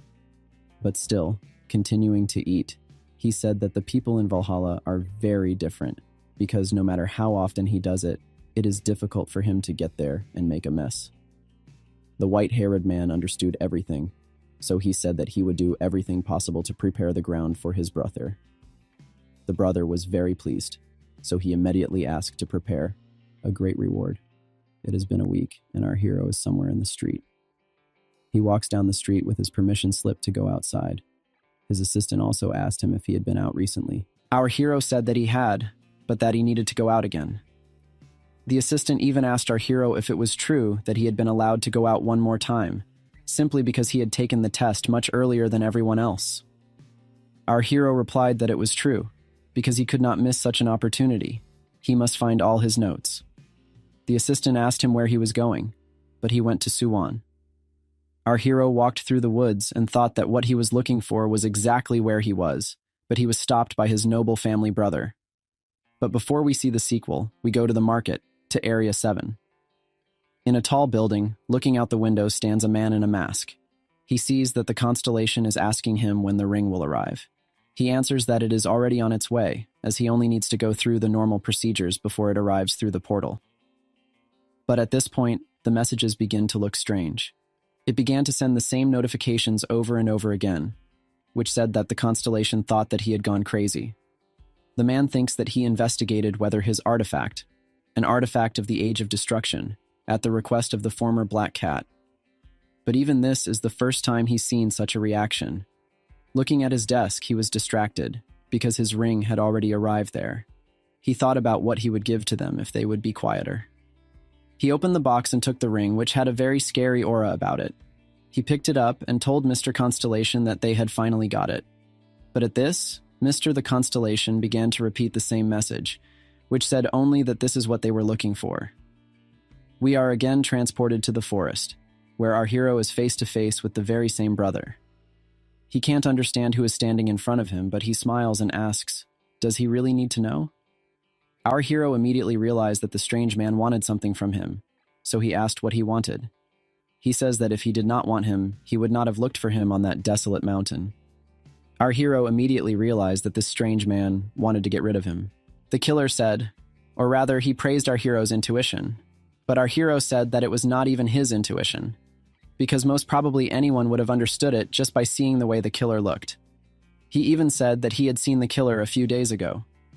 The killer did not like it, because for someone who occupies the first place in Valhalla, our hero seemed to him like a stupid guy. He clenched his fists and attacked our hero, saying that he hoped our hero would not disappoint him. The assassin wanted to attack our hero, but our hero avoided the blow as he always does. So the only thing that was damaged was a tree standing next to our hero. The killer does not want to believe that it was not just luck, but real talent. So he said that our hero was just lucky that he had ducked, because if he hadn't done that, he would have been finished with our hero. Our hero said that there was not a shred of luck in that, because our hero had only ducked because the killer was too slow for him. Our hero spoke so confidently, but he understood that his enemy was strong enough to do this to a tree despite everything. He even realized that his opponent is comparable to Senyuk, and in fact may even be stronger. Our hero understood that even for him it was still dangerous to stop the blow with such a fragile body, so the only thing that came to his mind was to run away into the woods. The killer also liked it, because it was the only solution for a man in the same position as our hero. He even gave advice to our hero, saying that if he had been caught, he would surely have been beaten up. But the killer allows this possibility, because he is going to catch our hero. Our hero immediately stopped and also instantly turned around with his fist, which was already put to the face of his enemy. He asked the killer with a smile on his face, did he have no brains at all? But the killer wondered how he had gotten so close. He did not even notice how our hero's fist was right in front of his eyes. At that moment, the killer was very far away and could only see our hero standing over him, trying to kill him with a light kick. Our hero stood over him and asked him to look at the whole situation, because he had survived only by luck. The killer did not like that, so he asked our hero what he had done to make that happen. But our hero kept laughing, saying that he had simply won first place in Valhalla. The killer was immediately angry, because he did not understand what a man had to take to become as strong as our hero. Right before his eyes began to fly his old memories that were about his childhood, his family, and Wendrick. He remembers that everyone used his talent to enhance his status, even if only slightly, and that his talent itself lies in his innate penchant for elixirs. The killer could drink the love elixir that was given to him as a child. His parents gave him elixirs worth hundreds of millions of dollars a bottle. At 16, he could become more powerful than any adult. His parents wanted to use him to gain recognition in his family, But the killer did not want to be under their control all his life. He killed them because he had overwhelming power. He asked himself, why should he care about recognition in his family if he had such a body? And because he was a pain in the ass, he was kicked out of the family. But he didn't care about that, because in this dark world, most problems are solved with money. So he became braver just because he was kicked out of his family. But when he was approached by Rockdill with a request, he offered him money. But his interest in our hero was much greater, so that only because of him, who won first place in entrance exams to Valhalla. He had even heard that our hero was just crazy, so he was incredibly curious about how much fun it would be to play with our hero. But in spite of all this, he just couldn't figure out who our hero was. The killer immediately began to question our hero. What drugs did he take that made him so strong? Our hero didn't even think that because of his strength he could take some ordinary elixirs. Our hero laughed at once when he heard about the drugs, which made the killer very tense. Our hero asked the killer, through his laughter, if the drugs were his strength. But the killer didn't deny it, but he said that our hero couldn't become so strong without using drugs. But our hero was very cheerful at that moment, so he just said that he had become that way only through training. Our hero even let himself slap him a little, saying that he wanted to compare the killer with Osiniuk, but now he didn't even want to compare some drug-addicted killer with such a muscular guy. The killer was very angry. He wanted to kill our hero no matter what it cost him. He started to take out his weapon, which he was not allowed to use in the territory where he and our hero were. When our hero took out his sword, he was able to see the incredible power that emanated from the dagger. Killer also felt all the powers that penetrated directly into him through the dagger. He stood in front of our hero and already wanted to threaten him, but our hero didn't give him such a chance. He just attacked him. He laughed, because he did not understand why people who attack him say so much before their surprise attack. As soon as the killer flew into the tree and really hit his hit on it, our hero struck him again. The killer was already begging our hero to stop, but our hero by the hair answered calmly that the killer could not die yet, because our hero wanted to let him go if he was just picking a quarrel, but he wanted to kill him anyway.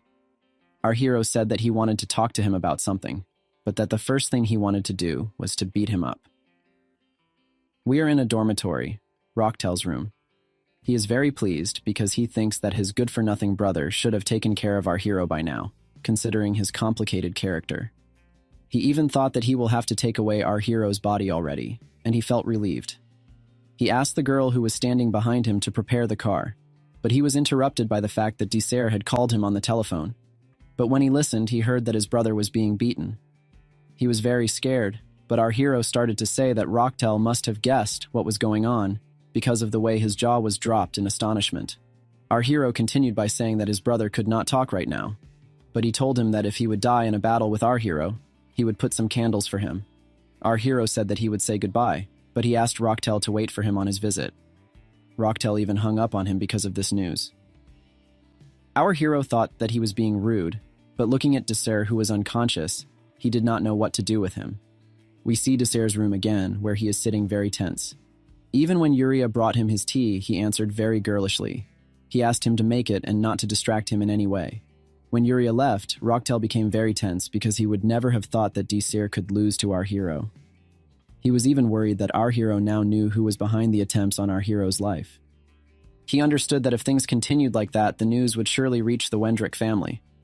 But after cooling down his head, he realized that our hero was an orphan, so he shouldn't have parents. He realized that he could get rid of him because he could not even get to him. Our hero was already walking through the forest, and from what Barthes had said, we understand that our hero had just left the poor killer there. Our hero explained that he did not want to do anything for the time being, but that he would report him when he needed to. Barthes still could not understand such a decision, so he asked to make it clearer to him our hero did not kill the killer, because it would have been easier for him to do that than to just leave. Our hero said that he would have done that if he was still in his old world, but he would certainly be in trouble now. Barthes understood his master's thoughts, but he had something he wanted to tell our hero. He was worried that the killer was using a very strange type of magic, which was familiar to Barthes. Our hero was surprised, but Barthes said that he could identify the type of magic, but the flow he felt was too short. But Barthes wondered if our hero had felt anything strange. Our hero said that he had felt many strange things before, so he did not see anything unusual. But Barthes was allowed to play a little. He said that our hero cannot understand human magic at all, but he forgives him. because it is a more subtle skill than you might think. Our hero is enraged by this, but Barth still concludes that this blade has a hidden side. Our hero is also satisfied with this theory. We see his memories when our hero went to interrogate the killer, but our hero realized that there was no point in questioning him, because he had unhinged his jaw. He decided to put it back and asked who had sent the killer to kill him. The killer kept silent, but our hero touched his hand, and as if hinting that he could break his fingers, he told him that he did not set his jaw back to keep him quiet. The killer did not understand, so our hero had to break some fingers. Our hero repeated his question, this time noticing for sure that the killer had more fingers. The killer immediately cracked, saying that it was Rocktool Ventric. Our hero remembered that he had been the last one to hit on him. All this information was immediately accepted by our hero, but one thing he still could not understand. Who was the killer after all?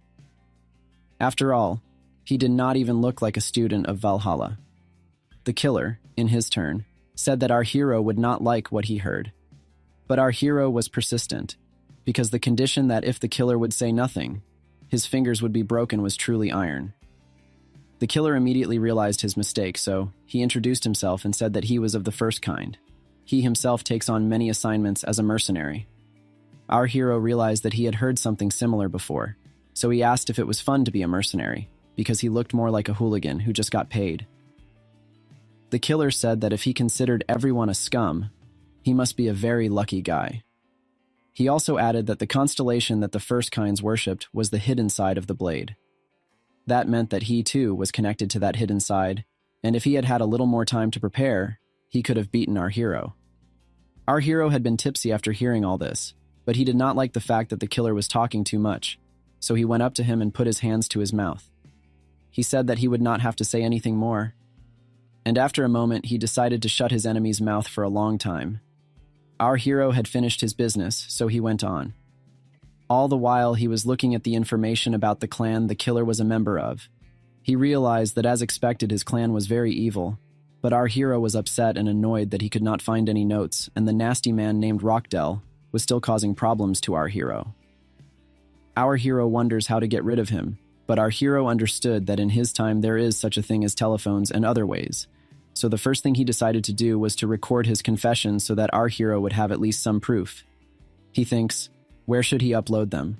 But only his old acquaintance comes to mind. She was very happy that our hero had called, and she had already thought that he wanted to be her assistant. However, our hero immediately upset her, saying that he was only looking for acquaintances who worked in a news agency. After a short time, the news had already published that a student at one of Valhalla's academies had been attacked, but had managed to fight back. As you might expect, it was our hero, but he decided to get rid of his name in order to also get rid of unnecessary reporters. Many resource channels started to publish this information absolutely everywhere. Even the Ventric family was affected and tried their best to make an official statement, but it probably did not work out properly. The comments just blew up because from them it was possible to say that the Ventric family and their offspring are disliked by many people.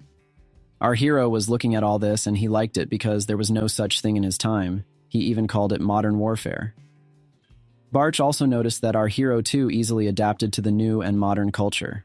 Our hero said with a smile on his face that even though it was not so easy for him after his reincarnation, he could concentrate and get used to it just by reading the news. After all, it was only thanks to them that he was what Barch saw him as now. But one thing he didn't like, and Barch had noticed it. He asked what was wrong. Our hero answered that he didn't like that he just wanted to set up a Rotch deal, but all the blame fell on the Ventry family. Our hero even thinks that it was only because he was introduced to an important figure in the news. At one point, an announcement from the Ventric family began on his phone. The woman went to the microphone and apologized to our hero, but immediately began to talk about the whole situation, or rather, what the family thought about it. She said that the attack was the work of Desair, who had been banished from the family long ago, but they noticed that in the confession of Desair, which was presented to our Hemery, it was Rockdal Ventric who had given the order. So it could not be safely ascertained whether what Desair had said at that moment in danger was true or not. Consequently, the Ventric family believed that they had no part in the incident, even though Desair had been expelled from the clan. However, the head of Ventric, who is a woman, is ready to apologize personally to our hero. She even touched Rocktal himself, who goes to the academy at the same time, so his involvement is not excluded either.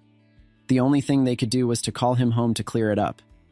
She clarified, saying that it would be seriously planned, so no one should worry.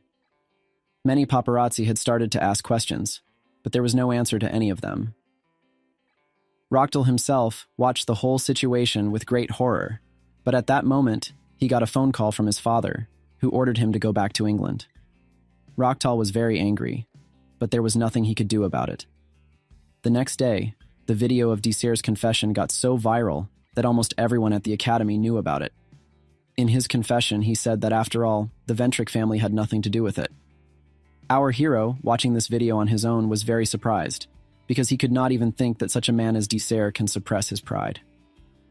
Our hero was more and more accepting of the fact that the Ventric family disgusted him, but he wondered if what the head of their clan had said was true, for he would be a little embarrassed that they would come to him with an apology. Our hero was walking down the corridor after his class, but he noticed the teacher's office and wondered if he should go out. We see that our hero is sitting in a cafe with a very unhappy woman who is very unhappy. Apparently, she again tried to persuade our hero to become her assistant. She wondered why our hero had called her, as he had distracted her from her very important work. She got up from the table and asked if it could be a date, but our hero made it clear with his cold answer that it certainly could not be a date. Although he said so, the girl could not understand why our hero spoke to her so formally, as they had been communicating for a long time. But our hero answered simply, saying that they had been doing it all the time. But our hero was tired of sitting like that, so he proceeded to explain why he had called that very girl. First of all, he would like to thank her for such a useful acquaintance with the reporter, so that he would give her a lot of information about how to fight monsters. The girl was very pleased, but our hero had a condition. He said that if he would help her, he would ask to be let out of the academy this weekend.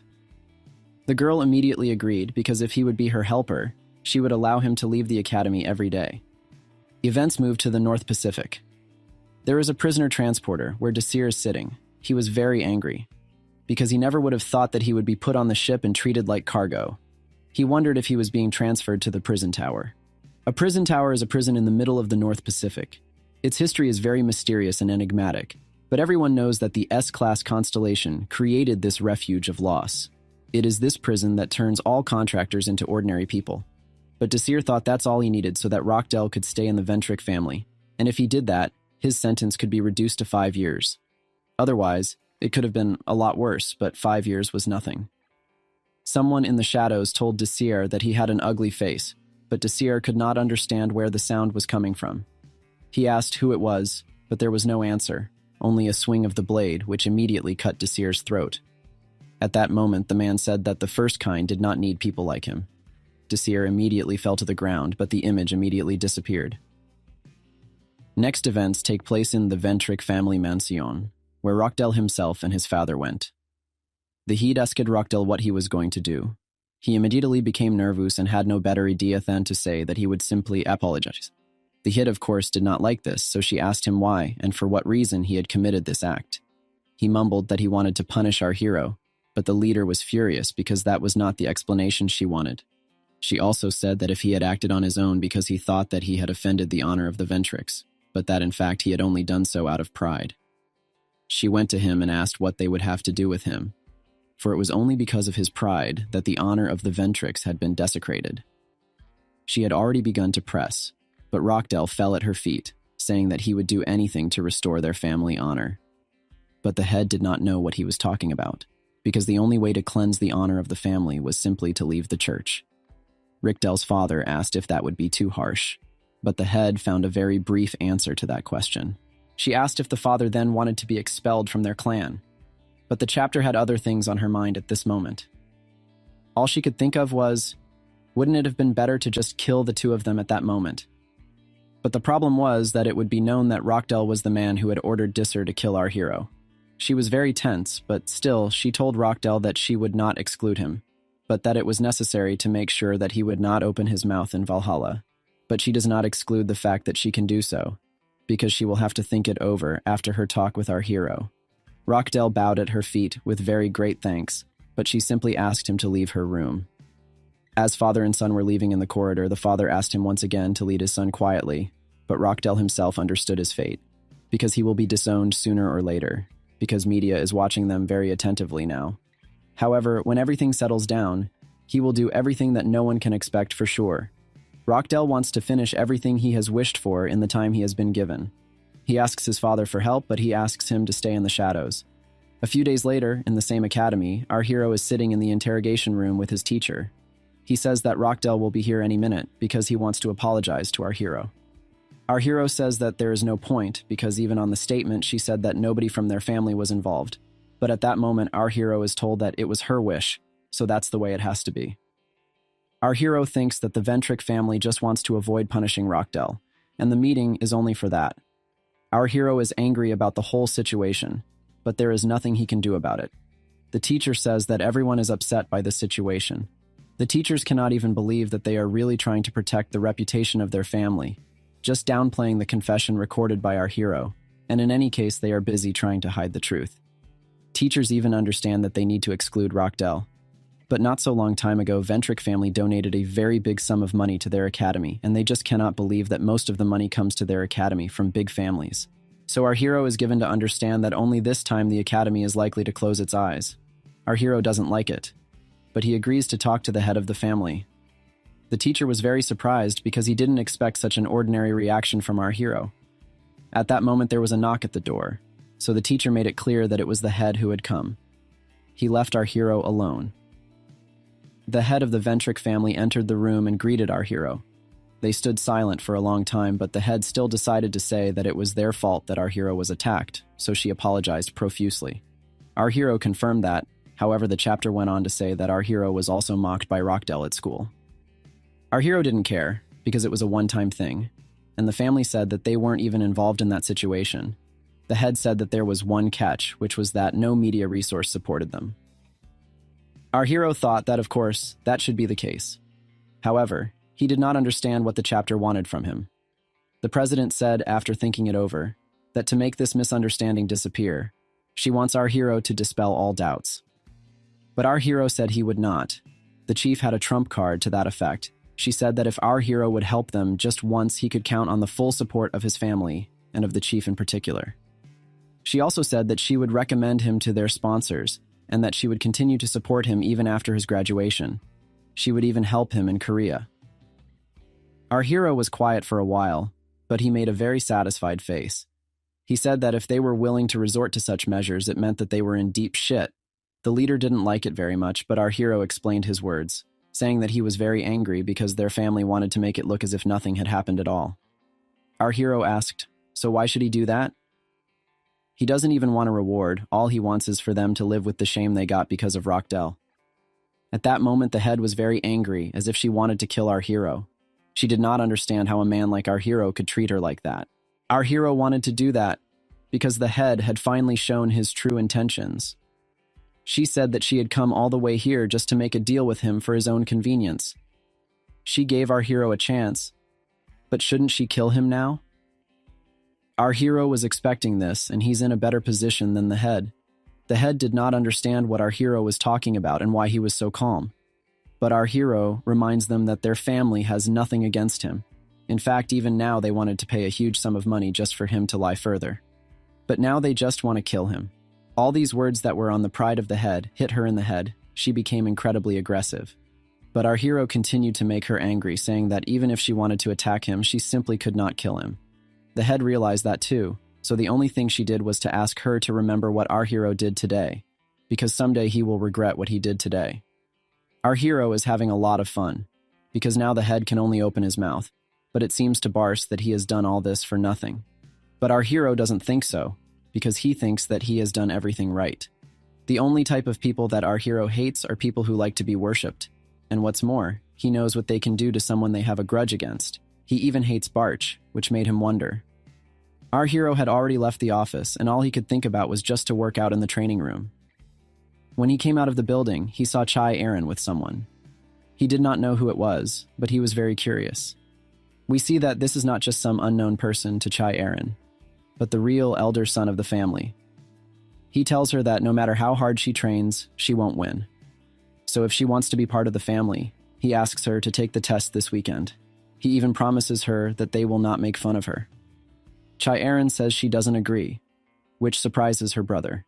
He decides to ask her one more time, but Chai Erin is still standing her ground. She is very foggy and says that he is the only one who can't get into the subject. She called her brother names, which came as a shock to him. But our hero also came over. He came over and called her brother by the same term. He said, "You can't stop someone who is doing their best." Her brother asked who our hero was and why did he dare interfere with him and tell him what to do. Our hero is nervous enough as it is, and so is this guy. He wonders why there are so many jerks out there today who want to seem like they're respectable. But our hero doesn't care if he's the president or someone higher up, but no one is allowed to break into their school and demand something from the student. So if the guy's finished, he asks him to just get lost. Our hero asked Chai Erin if her brother should leave or what else. Chai Erin immediately hesitated but did not answer. Her brother did not like the situation but said he would see her during the test. When her brother left, Chai Erin thanked our hero. Our hero said that if it's all over, we can go and practice. However, she began to say that you should not say such things to someone if you have not finished the dialogue. Our hero realized at that moment that she was much more unbearable than one could have imagined. However, our hero decided that now was the right time to go train, so they immediately went to the gym. Our hero says that if she is absent next week, they will train much harder today. It's been a few days since the training, but our hero is still wandering in the woods trying to find any clues. Barch wonders if he went there again just to find his notes. Our hero says he has, but that surprises Bars because he has found so many relics and seal stones. Our hero says that Bars is right, but he just wants to know how many records remain. He is sure that there is something very interesting in them. Barch wants to know what our hero means by something interesting. Our hero says that there must be something that our hero has forgotten from his life when he was a different person. After all, if he had found Barch 300 years ago, he surely would not have killed him. We see that while our hero is running through the woods in search of his artifacts of the past, Chai Erin, or rather her family, is conducting a test among them. We see that the head of the guild has already begun the selection process. He also reminds everyone that all those who pass the test will be officially recognized as heir to the family, and all those who fail the test will be expelled from the clan. He asked if everyone had prepared, to which he received an affirmative answer.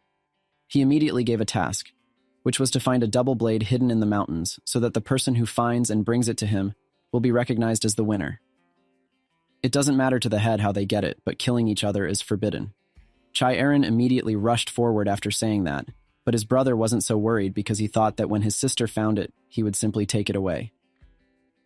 We see that when he was still at school, after talking to his sister, someone called his phone. A man asks what is with the blade, but his brother answers that it will take a little longer than expected.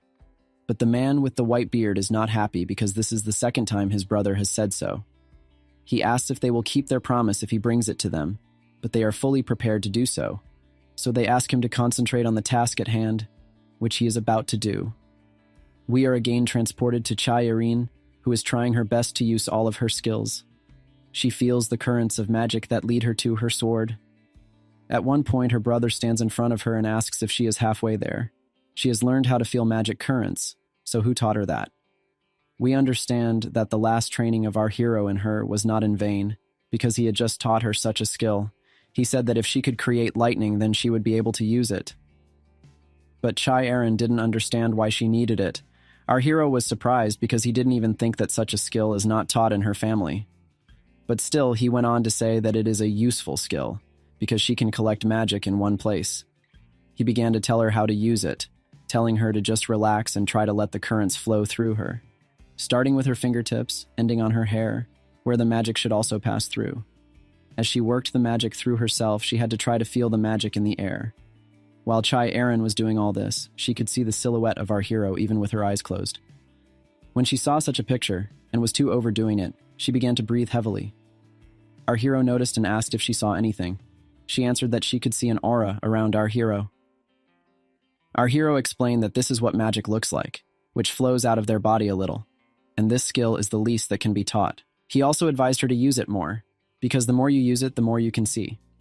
She even said that she would be able to find magic things with it, and that if she learned it well, she would be able to distinguish silhouettes at all. He could have taught her himself, but he left it to her. Chai Erin was so happy that she blushed. We return to the test, where her brother realizes that it was the shameless one from school. He is even surprised that he was able to teach her something, even though he looks very foolish. But Chai Aaron did not like that, and became angry and said he was stronger than her brother. She asked why he had come, but her brother let her know that he had come here to fight. He drew his sword and went for Chai Aaron, but she was able to start fighting him back, just kicking him aside. He did not understand how his sister had become so strong, and how she had such an aura. Our hero at the same time stood in the woods and tried to feel some of his notes, but he somehow could not find them. After a short period of time, he felt that something was near him, but it was not his artifact, but the battle of Chai Aaron and her brother. Chai Aaron in turn manages to push her brother away, but so that his hands are taken away from her blows. He says that his sister has become much stronger. Disobeying his brother, Chai Aaron demanded to surrender and give her the opportunity to take this sword. Her brother did not like it, and said that such children as she simply does not deserve such a reward. He went to fight her, but she again pushed him away. She understood how to resist him, because she used all her skills during training with our hero. She could hit him with the handle so that he even passed out. She even thought that she had struck too good a blow, judging by the result, so she immediately went in search of the blade. But she heard a voice behind her. It was her brother, covered in a dark aura. He said that she could not win because she has no gifts like him, and even his own contract. He also said that he received the blow simply because he was not prepared. Chai Aaron noticed that the aura around her brother was very angry, but her brother immediately began to attack her, letting her know that it was because he was evil. Chai Aaron was about to retaliate as she had done before, but her brother was much faster than before, so she immediately flew aside. She fell on the ground, and her brother stood over her laughing. Won't his sister get up? Chai Aaron tried to get up but noticed that she had a wound on her stomach. Her brother said she should not have stood up, he had warned her, and if she got up she would die. Chai Aaron asked him if it could not be that he was like this just because he had a contract. He answered immediately that he had received an offer from one of the heads of the guilds, so that now he was on the side of those fanatics. She knew that they were the world's third most powerful and dangerous guild. Chai Aaron asks his brother if the privileges they provide are much better than the privileges life provides him, but he finds his brother ridiculous for saying that he has power and strength, and that he can only gain that from them. He also said that all the time he was in their clan from the age of 12, he just didn't live, he was just a pawn, because everyone called him only the eldest son. That was the reason why he had chosen freedom and the fanatics instead of his own clan, where his father ruled him. He said that one day he met a man from there and he asked him to join them. It was only through them that he could close all the problems in his heart. He had even rather understood who he was. Chai Aaron did not understand what her brother was talking about, but her brother immediately began to look different and said that his problem was that he liked to break people. He cannot join in without that blade they are looking for. So Chai Aaron's brother said that if he had given up much earlier, there would have been no reason to start the second test, and he would have been awarded the blade immediately. My sister doesn't understand what the second time means. He said that at the time Chai Aaron had an older sister who also participated. Chai Aaron couldn't understand how that could be. Wasn't she missing? But her brother answered that he couldn't help himself, so he killed her before they found the blade. But the problem was that he couldn't go on looking for it, because he was very wounded. Her brother said that at one point her father wanted to save her older sister, and told everyone that she was missing. What if Chai Aaron wanted to find her? There would be nothing to find. But he did mention the moment when her mother saw her face and immediately passed away, just because Ye Aaron reminded her of her ugly daughter. But his brother did not care much, because now he knew where the sword was. So he just asked her to say hello to her sister. He was about to swing the sword to cut off the head of his sister, but our hero was always there. He stopped her brother's sword with his scabbard. Everyone was surprised to see him. Our hero, with his serious look, directed his gaze to Chai Aaron's brother and asked what he was doing. He answered that it was their business in the family, but our hero did not like that answer. He said they should not do that they should not just put a blade to their sister's neck. Chai Aaron looks at this and cannot come to her senses. She asked him why he had come to them. Our hero thought that he had only come for the sake of it, because he had come by chance. He said that he just had business in that direction. He told her to stay behind and clean up her wound. She smiled. She liked such care. But her brother could not calm down. He asked if our hero had been insulting him when they were in the academy. But he did not say anything. He went towards our hero with a sword. But our hero dodged the blow with a nifty move. Our hero answered that he should not aim at someone who was standing still. Our hero hit him with his knife so that he fell to the ground. He hit brother Chai Aaron again, so that the ground shook beneath him. He took off his hood and asked Chai Aaron if he was all right. But at that moment, a dark aura began to gather around his brother. He did not like the fact that our hero just hit him. He went for another attack, but even with his own magic, our hero could not resist. But brother Chai Aaron could not even believe that a 17-year-old student could have such power. Still, the brother decided that now was the time to use his trump card up his sleeve. He decided to bite off the evil crystal. All people in the radius noticed that the ground below them began to shake. They even thought that it was an earthquake. But when they looked into the woods, they saw that someone was using a magic sword. The father of the family realized that his power was so great that even ordinary people could see the auras. The head of the family decided to send it to that part, because that is where the blade is to be tested. Our hero stood in front of his brother, and he didn't care, because all he was doing was just strengthening himself with magic. But Bart was sure that he had become incredibly strong, because it was not a simple enhancement but an extra enhancement. He said that it was a small part of the power that he had gained after the contract. At that moment, a dragon appeared behind his brother and began to use his abilities. But when he used his ability to see through nature, he saw that our hero was incredibly strong. He can't figure out who's standing in front of him. He checks several times to see if what is in front of him is true, but when he is sure, he realizes that even he is afraid of our hero. At this point, he simply walks away and then disappears, taking Choyaron's brother's strength away. So at this point, our hero just takes him with his scabbard and says that now they will see who kills who.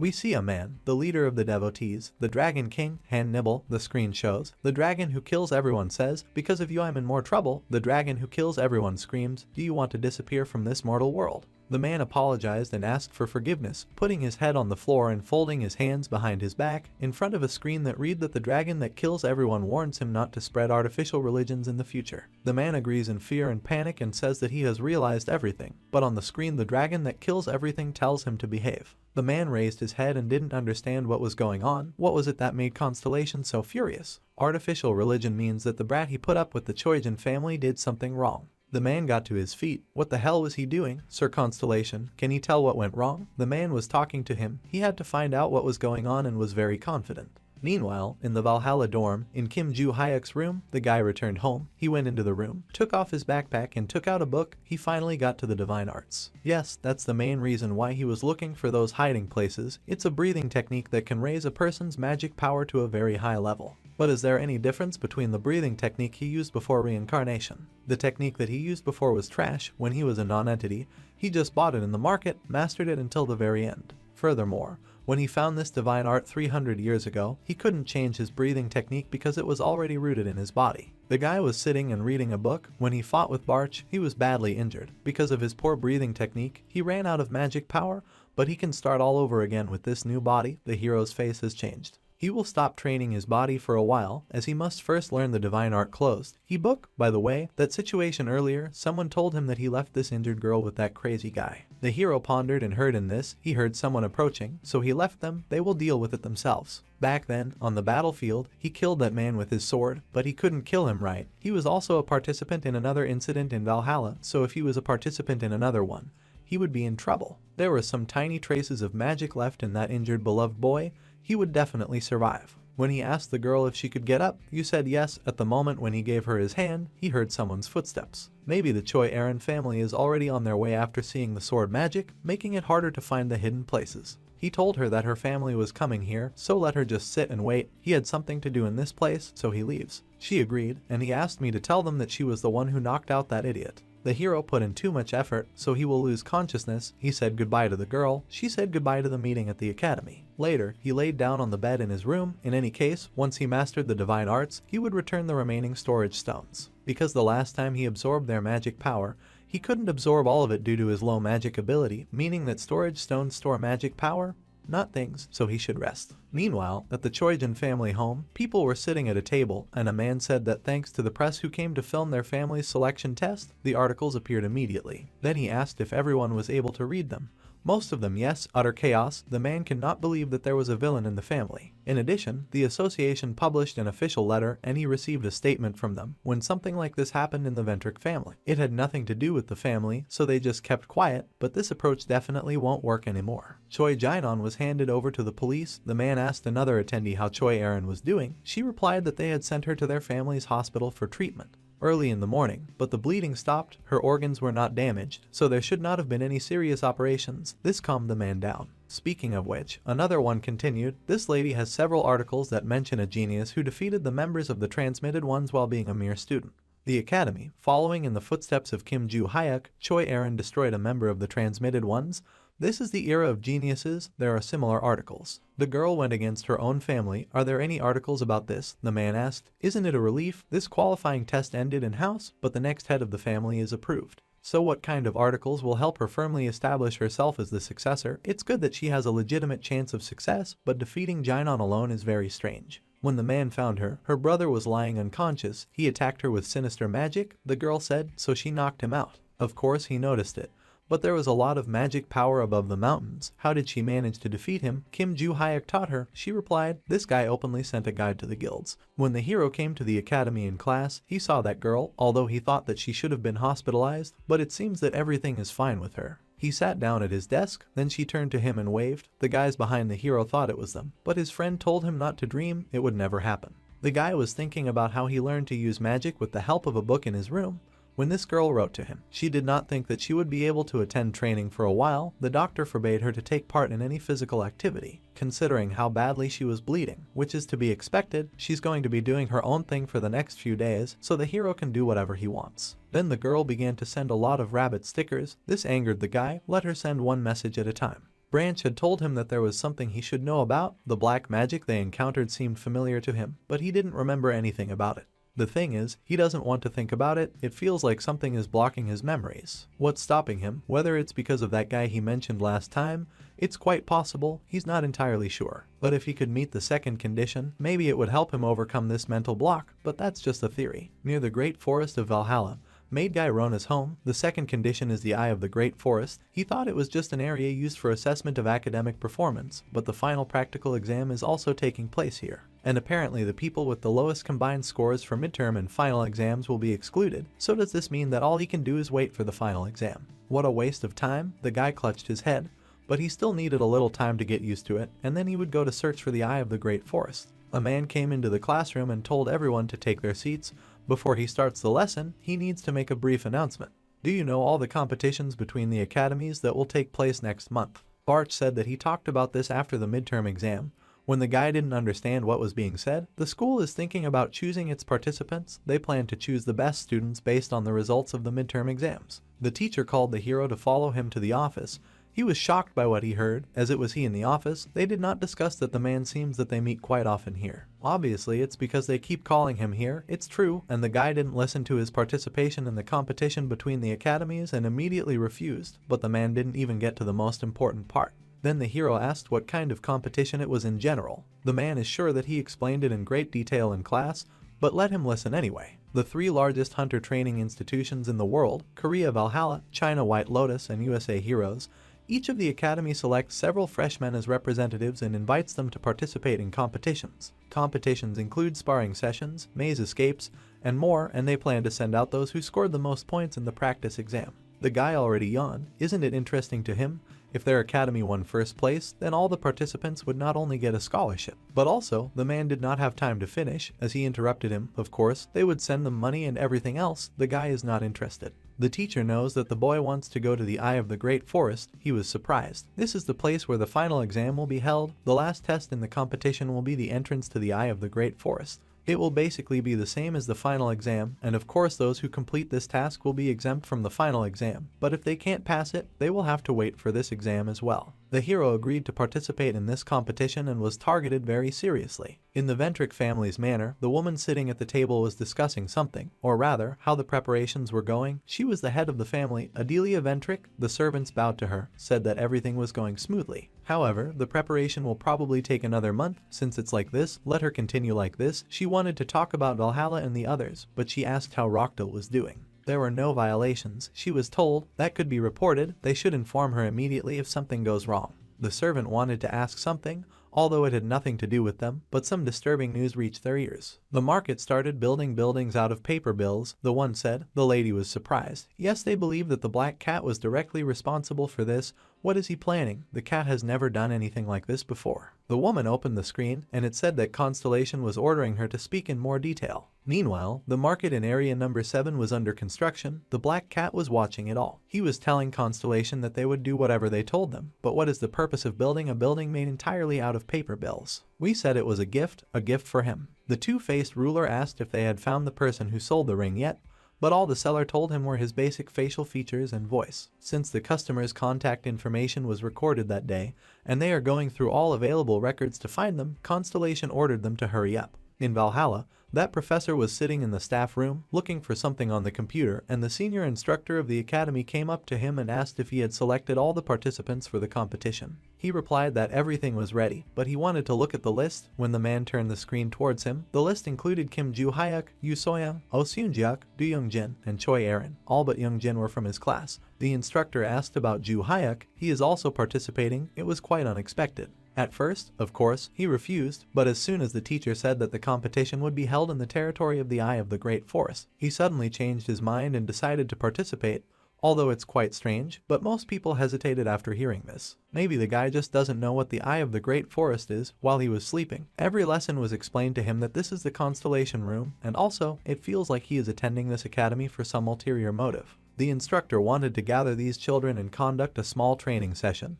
He will take care of freeing up the schedule, the teacher answered him. A few days later, the same students were sitting in the small hall, 3 guys and 2 girls who were part of the competition team, and the instructor came in. Since there are 5 years, it means that everything is in place. He is very pleased to meet all of them. He is sure that they saw him during the midterms, but he is senior instructor Lee Sang-cheol. The reason why they gathered is related to the competition between the academies that will soon take place. Today the man will talk about the training that they will have to go through. Today we have to complete 3 tasks. The first is a duel between students. This is something similar to the entrance test that they all passed. No one appreciated this. The second task is a team battle, 5 members of the academy in one team who compete against other academies.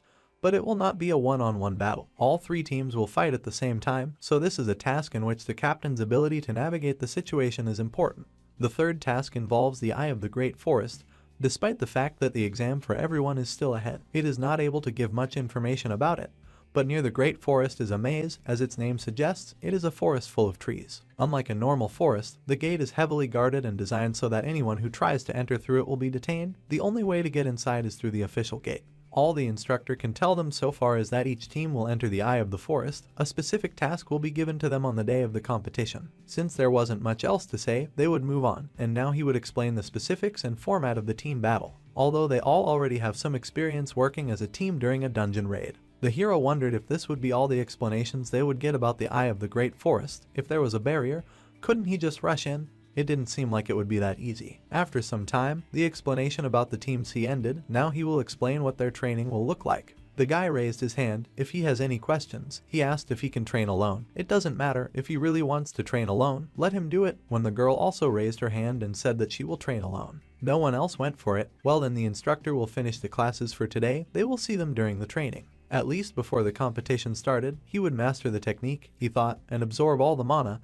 and he would be in excellent condition once it started. And the rest of his time will be spent on training his body. There is only a girl left in the class, and all the others have left. Should she just take part in the training? Why was she asking him this? Wasn't she going to train alone? And didn't she say that she couldn't train too hard? The girl put her hand to her wound and thought. At what time he read the article, he knows to some extent about her condition, but the teacher thought it was worth asking her personally if she wants to participate. She recalled in the past, the teacher replied that yes, since that's the case, and the girl also agreed to participate, even though her wound has not yet healed. The end. She told this to the guy. He understood everything. She was already on her way to becoming the head of the family. But thanks to the hero, she found another goal, to become stronger and help him achieve what he wants to achieve. Why is she talking and then suddenly stopping and laughing horribly? Anyway, she can't train too hard. Then, for most of the training, they won't focus on controlling their mana, but will stick to light walking and keep all their energy within limits. Besides, when he finishes with his work, he will help her a little more. The guy got up and went to the door. They parted. At night in some abandoned building, someone mocked a man, asked him to have mercy and let him go. He He will give everything they want, but they did not stop. One of the publishers threw a knife right into his heart, which killed him. Couldn't a man have finished him off faster? The female partner asked, but that wasn't so interesting to him. It was Lisa and Al, the Samsel Alliance. They received a new order. This is a new murder target. Obviously it was a student of Valhalla. A photo of our hero appeared on the phone screen. The man wondered why exactly they were ordered to kill this student. The woman did not know, but she thinks that the client will pay them a lot of money. They want them to kill the guy in a month during the competition. Why can't they do it now? The academy and dorm guards are very strong, or does he want them to break through the protective barrier and kill him like this? But during the competition, there will be other academy participants wondering if it won't be more dangerous for them. She was told about it. But on the third day, the competition will be held in a place called the Eye of the Great Forest, a maze that consists of trees. Students must find their own way out of it. This means that there will be no instructors in the forest. There will only be a small drone that will observe from a height, except for the guards at the entrance. The rest will monitor this from the observation room. They will have to hide and wait for the right moment. This is not very interesting. And so they will have to fulfill this order. They both understand this. A month later, it was the first day of the competition. The fans were sitting in the stands. Rockdale Ventric was watching everything without much mood. The participants were sitting in a room. The guy was talking to his father. He received money. His father decided to tell him what to do with this money, but he will figure out what to do with it. The man ordered the murder of one of the members, Ju Hayek, from the Samsel Alliance. The guy was shocked that the guy was serious, but he told him that there was nothing that could connect him with the guy's actions. This time, he will take care of it. The Samsel Alliance has accepted the order. The Sun has heard about them, especially Il Shin, the head of the alliance. It's a team of 3 people working together to become invincible. He knows, but there's no need to do anything that might give him away. The guy watched this and knew that you were sent a reply that he didn't have to take care of him during the competition. Well, stay here. He left. As the competition began, the man announced that the students and everyone who came to watch were welcome. He was the Academy's representative, Shim De-kwon. Before the competition starts, they must introduce all the participants. The first was the Academy, White Lotus, from China, the next Academy, Heroes, from the USA, and the final participant was the Academy, Valhalla, from Korea. The competition will last for 3 days. Today the first stage will be held, more precisely, a duel between participants. Representatives of all academies return to their seats and wait for them to be called, he announced. The instructor was watching everyone from the podium. Then a man came up to him and said that they had not seen each other for a long time. It was the senior instructor of Heroes, Jack Rover. So it is the 3rd place. It made the man a little angry. He asked him not to call it that. Besides, Valhalla Academy wasn't the only one who was ranked first. Although it's true, the instructor sighed, but this year everything will be different, the man said. This year the Heroes will take 1st place. Why is he so sure if the strongest contractor knows who he is? This is the guy called the Destroyer, Logan. His son is studying at the academy, and he came to the competition. The representative of the academy pointed a finger at the guy, Logan Jr. Since so-and-so instructor is looking forward to seeing what he's capable of, take note, this guy has already signed a contract with his father's constellation. Since he has a contract with the Destroyer, I wonder if he uses the same permission as his father. He can use it, but not as good as his father, replied to the men. Although he heard that the new students of the Academy Instructor Academy are also very strong, especially the guy named Kim Ju Hayek. There were rumors that he caught and beat the villain, and after that the girl was able to repeat it. Then they will be excellent rivals for Logan Jr., given that he easily defeats adult contactors. The instructor answered him without much enthusiasm. What a sluggish reaction that the participants of the first round reported to the audience. He would understand his sluggish reaction after watching the match. Players gathered in the arena. The rules for all upcoming matches are the same. The winner is the one who first knocks out his subscriber. Even if someone dealt fatal damage, the stadium system would automatically reduce it, and nothing would happen to the students. Instead of lethal damage, an electric charge will be applied, which will knock out the target, so let them not hesitate to give their best. There will be no external interference. The defense system will remain in effect until the end of the battle, and let them keep this in mind when they hear the word start. The battle begins. The hero went to the report, thought about the protection system, why use something like this, and was told that he should be fine in order to be able to participate in the next tasks. The player was standing on the battlefield. The score ended and the fight started. He was fighting with the same guy that the men were talking about. Does he think he is so strong? The opponent told him when he stopped his punch with his hand. He doesn't think so at all, but thinks that he still has a long way to go, and the opponent was amazed because he is more modest than he thought. What modesty did he stop the opponent's blow with his hand? Does it matter? It's still growing. By the way, how long he was going to block his blows, I didn't understand what he was talking about at this moment of misunderstanding. Our hero struck another blow with his hand. He hit that the opponent even flew several meters away and curled up in pain. The hero thought that the enemy would be weaker, will turn off after the first blow, but this is not the case at all. He was really strong enough to withstand his student's punch, the instructor said to the man, even though the man had seen the boy's performance at the entrance ceremony. He thought that the students were also watching it, but Ju Hayek wasn't that strong back then. But the man understood that this was not the end. Logan had not yet used his destruction, which he was just loading in his hand. He attacked our hero. He was able to repel the attack by kicking him. What is he doing? Logan cut off a piece of his hair. If he had aimed better, he would have injured him. What kind of ability is this? The opponent thought that he only hit him twice, but he feels that he will faint soon. If he can't land a punch with permission, then there is no point in using it. But the guy looked with a serious look. There is still one way. He touched the ground with both hands and started charging the attack. The floor broke into pieces. Why is he destroying the floor? What is he doing this for? The stones flew up in the air. One stomped on the ground. He wouldn't be able to dodge the attack if he couldn't see them. The opponent thought he should attack from the blind spot. Our hero followed his movements. Why the hell does he see him too late? Hayek threw a rock in his face and hit him right in the eyes, which the guy squeezed his eyes shut. Suryaja hid behind a piece of rock. Wouldn't it be easier to attack directly if he was using magic? The hero punched him in the face so that he fell to the ground. The first round was over and Kim Ju Hayek of Valhalla Academy won. The watching men were shocked. That's why he was so unperturbed. That instructor, this guy is just a monster. In the next paradise, he fought with the White Lotus Academy, and there he was able to win in the next with the Academy of Heroes. There he also won. In the final round, he had to fight against his girlfriend Choi Erin, and they made it to the final round. Even though they were both students of the same academy, it seems that their academy's victory is guaranteed. There is no reason to conduct this round other than to determine the ranking, and that winner will get a scholarship, but she doesn't care should she concede. He also doesn't care who wins, but he can't back down since it wouldn't be an oversight not to show off their skills. In addition, she should show him how much better she remembered. Let the attack with all her strength. He will take into account her injury. The girl understood everything and started attacking with her sword. They fought. The guy knocked out the girl with one blow. Everyone on the podium was shocked. The final round was over. The winner of this year's competition was our hero. How ruthless of him. Didn't he say that he would take her injury into account as well?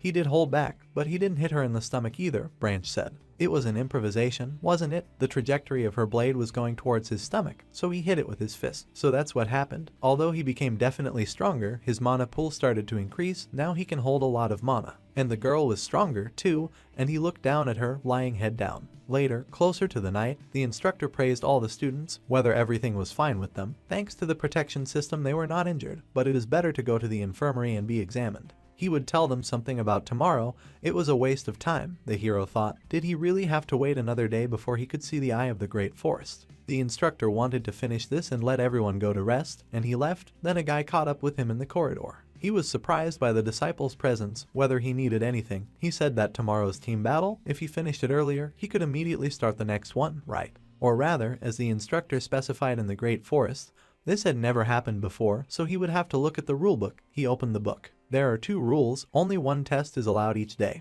But there are exceptions. If the test ends quickly, then the student can move on to the next one at the discretion of his teacher. If the location of the test is not ready or the student is in an unsuitable state, then he is given time to prepare for it. It says that it is his discretion. What does the teacher think about this? The guy asked. Can he move on to the next test immediately? If he finishes it earlier and comes to the teacher's room, then the man will allow him to start the next task. Since that's the case, the guy agreed and said goodbye. Is he planning to complete the Eye of the Great Forest trial tomorrow? Branch asked. Yes, it's good that he found out about this trial in advance. He understood. But does he want to attract the attention of students from other academies? Is he completely stupid? It was a misunderstanding. The other replied. In any case, he should finish it as soon as possible. The next day, everyone was welcome to the dueling arena, and the rules of the second test will be explained. Today they will hold a team competition. 5 representatives from each academy will fight together. The test will take place in a mountainous area, so the audience will watch the battle through holographic screens, which will be filmed by drones. The players were warming up, but when our hero came, the competition was about to start. He apologized for being late. Why did the guy come so late? Get angry. The girl, he overslept. He should have come 30 minutes earlier. Didn't he listen to the teacher? Then he thought of something else. All of this caused him discomfort and noise in his head. He would take care of everything. Just let them shut up. The guy at least understands what this team test is talking about, she repeated, because he defeated other academies. Then they will be targeted specifically at them. Whether he wants to go alone, whether others agree with this, the players remain silent. Choi Erin approached the 2 of them to ask if she agreed with the girl.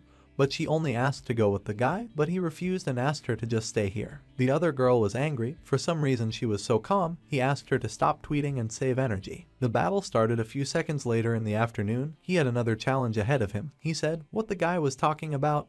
No one understood. The report started. The girl is so noisy, he moved away from the whole team because he has to prepare for the cook of the Great Forest. Almost from the very beginning, he found the White Lotus team. This is the guy from Valhalla. They were afraid. Everyone had to get ready. The commander reacted even faster than he thought. The White Lotus was destroyed. All the players were shocked. How did you get eliminated so quickly? It was only 10 minutes after the battle, and this kid from that academy went straight to the White Lotus. Logan thought he would find them sooner. The guy said he felt magic in that direction. They were students from Valhalla. No, there's only one person, he told his team. Logan ordered them to hold the magic shield. Everyone understood. The girl was preparing the magic circle, and the other one should prepare the shield. She had already done it. It's just one person. Do they really need such protection? If it's that guy, yes, Logan answered her. She doesn't know him because she didn't fight him on. This guy is very strong. She compared Logan to him, but don't let him do it. How did the magic disappear? Did he leave? Said the guy from the team. Perhaps he came back after defeating that academy. Our hero watched them from above. Logan noticed him from above, immediately got a stick in the face that I turned him off. What is happening? The girl was afraid. She was too slow and also got a stick in the stomach. The third girl from the team charged up the attack, but she didn't succeed. Did she think that she could hit him with a bunch of magic? The remaining guys also tried to attack him from behind, but they also failed. The team of heroes was eliminated. Now he can go to the Eye of the Great Forest, right? In the surveillance room, everyone was watching the past. But as it happened, he completed the team battle in just 23 minutes. To be more precise, he spent 20 minutes on the road and 3 on the fights. They told the man, this will ruin their schedule. It turns into a problem. From what he had read in the rules, if the trial ended before noon, then they could start the next one. The instructor said, if they don't mind, then he would like to discuss it with other academies. What is the next test? The man thought. He asked me to report the result as soon as he finished the discussion. He understood. The hero asked him about it. Because I knew that this would happen, it scares me. He went with another man to discuss with them. Still need to talk to White Lotus. The heroes don't mind starting the next challenge. The man was finally convinced of this when he watched the team battle. He believes that the result will change if they postpone the test. Now he understands why he calls the guy a monster. They need to talk to the White Lotus. The men moved forward. In the break room of their academy, the girl looked at the guy with disdain. He's just a madman. She didn't expect him to finish the battle alone. The girl was going to take the initiative since their teacher told her to be the team leader, but she couldn't do anything because of that. Besides, she lost to Choi Aaron in the individual matches. She heard that she was trained by this guy. Maybe it's because of him. At this rate, she will continue to fall behind, but she can't let that happen either. If she gave up her pride, would he teach her such a thing? The contestants were informed that tomorrow's Eye of the Great Forest trial will take place at 13 o'clock today. Everyone should prepare for the next test. Everything happened exactly as our hero said. But not so fast. Before they start the next challenge, she will tell them something in advance. In the Eye of the Great Forest, he will act alone. Everyone survives on their own. If they have problems, they can call him. Alone again, the girl protested. They've already won the last 2 challenges. If they don't get the lowest score, they won't lose. Even if it's survival in the maze, there shouldn't be many monsters, she thought. The girl walked up to the guy. What does she want to say? Birdie. She was even more annoyed that he kept coming up with a nickname for her. She had just proved it. But Birdie was a cute nickname, his friend thought. All participants gathered near the Eye of the Great Forest, near the maze gate. They start the last challenge. Survival in the maze. As in the last challenge, the audience will watch through holographic screens, told everyone. Before the test begins, the man will tell them something about the maze, a more specific task and evaluation criteria. Near the Great Forest where the test takes place, it's a forest-shaped maze, as the name suggests. Inside there is a maze that is not like any other. Here is a unique environment where the rain does not stop. In addition, the monsters are quite low level, so there are few factors that pose a threat. Rain and dense bushes are a true threat to survival. The test is how well a person can survive. When students go to the maze, they will measure their condition and after 5 hours will check. The closer a person is to his original state, the higher his score. Fights between the teams were forbidden, so they start testing the students entered the maze. Meanwhile, in an abandoned warehouse, the assassins were discussing their raid on the guy who had just entered the Eye of the Great Forest. The third girl from the team approached them. Her alias was Alia. It's time to go inside. Some magic is blocking the entrance. There are only 2 people supporting her in the maze. They will deal with them first. In the surveillance room, the cameras were malfunctioning, so what was going on? Simultaneous failure of all the cameras. It seemed suspicious. They contacted the gate guards. The man asked, but no one answered. Students may encounter unexpected problems. He suggests moving into the maze after them. Everyone agreed. Other instructors arrived at the scene, but what happened? The walls of the maze were destroyed. The girl did not feel very well in Logan's team. The rain was unexpected and cold. If she has hypothermia, she will be excluded, he said. Even if they can't win, he wants them to get high scores, build a hut, hide from the rain. He asked Melissa to gather large leaves, and Dan and Luke to gather branches. The guy will level the ground and dig a hole, who appeared in front of him teleport, from which the killers came out. Why is it raining here? They were indignant. Need rain events, need to finish your mission. That's right, they are hunting our hero, the man will kill him. Logan was standing in front of him, but it wasn't their order at all. She was teleporting them to a source of moderate strong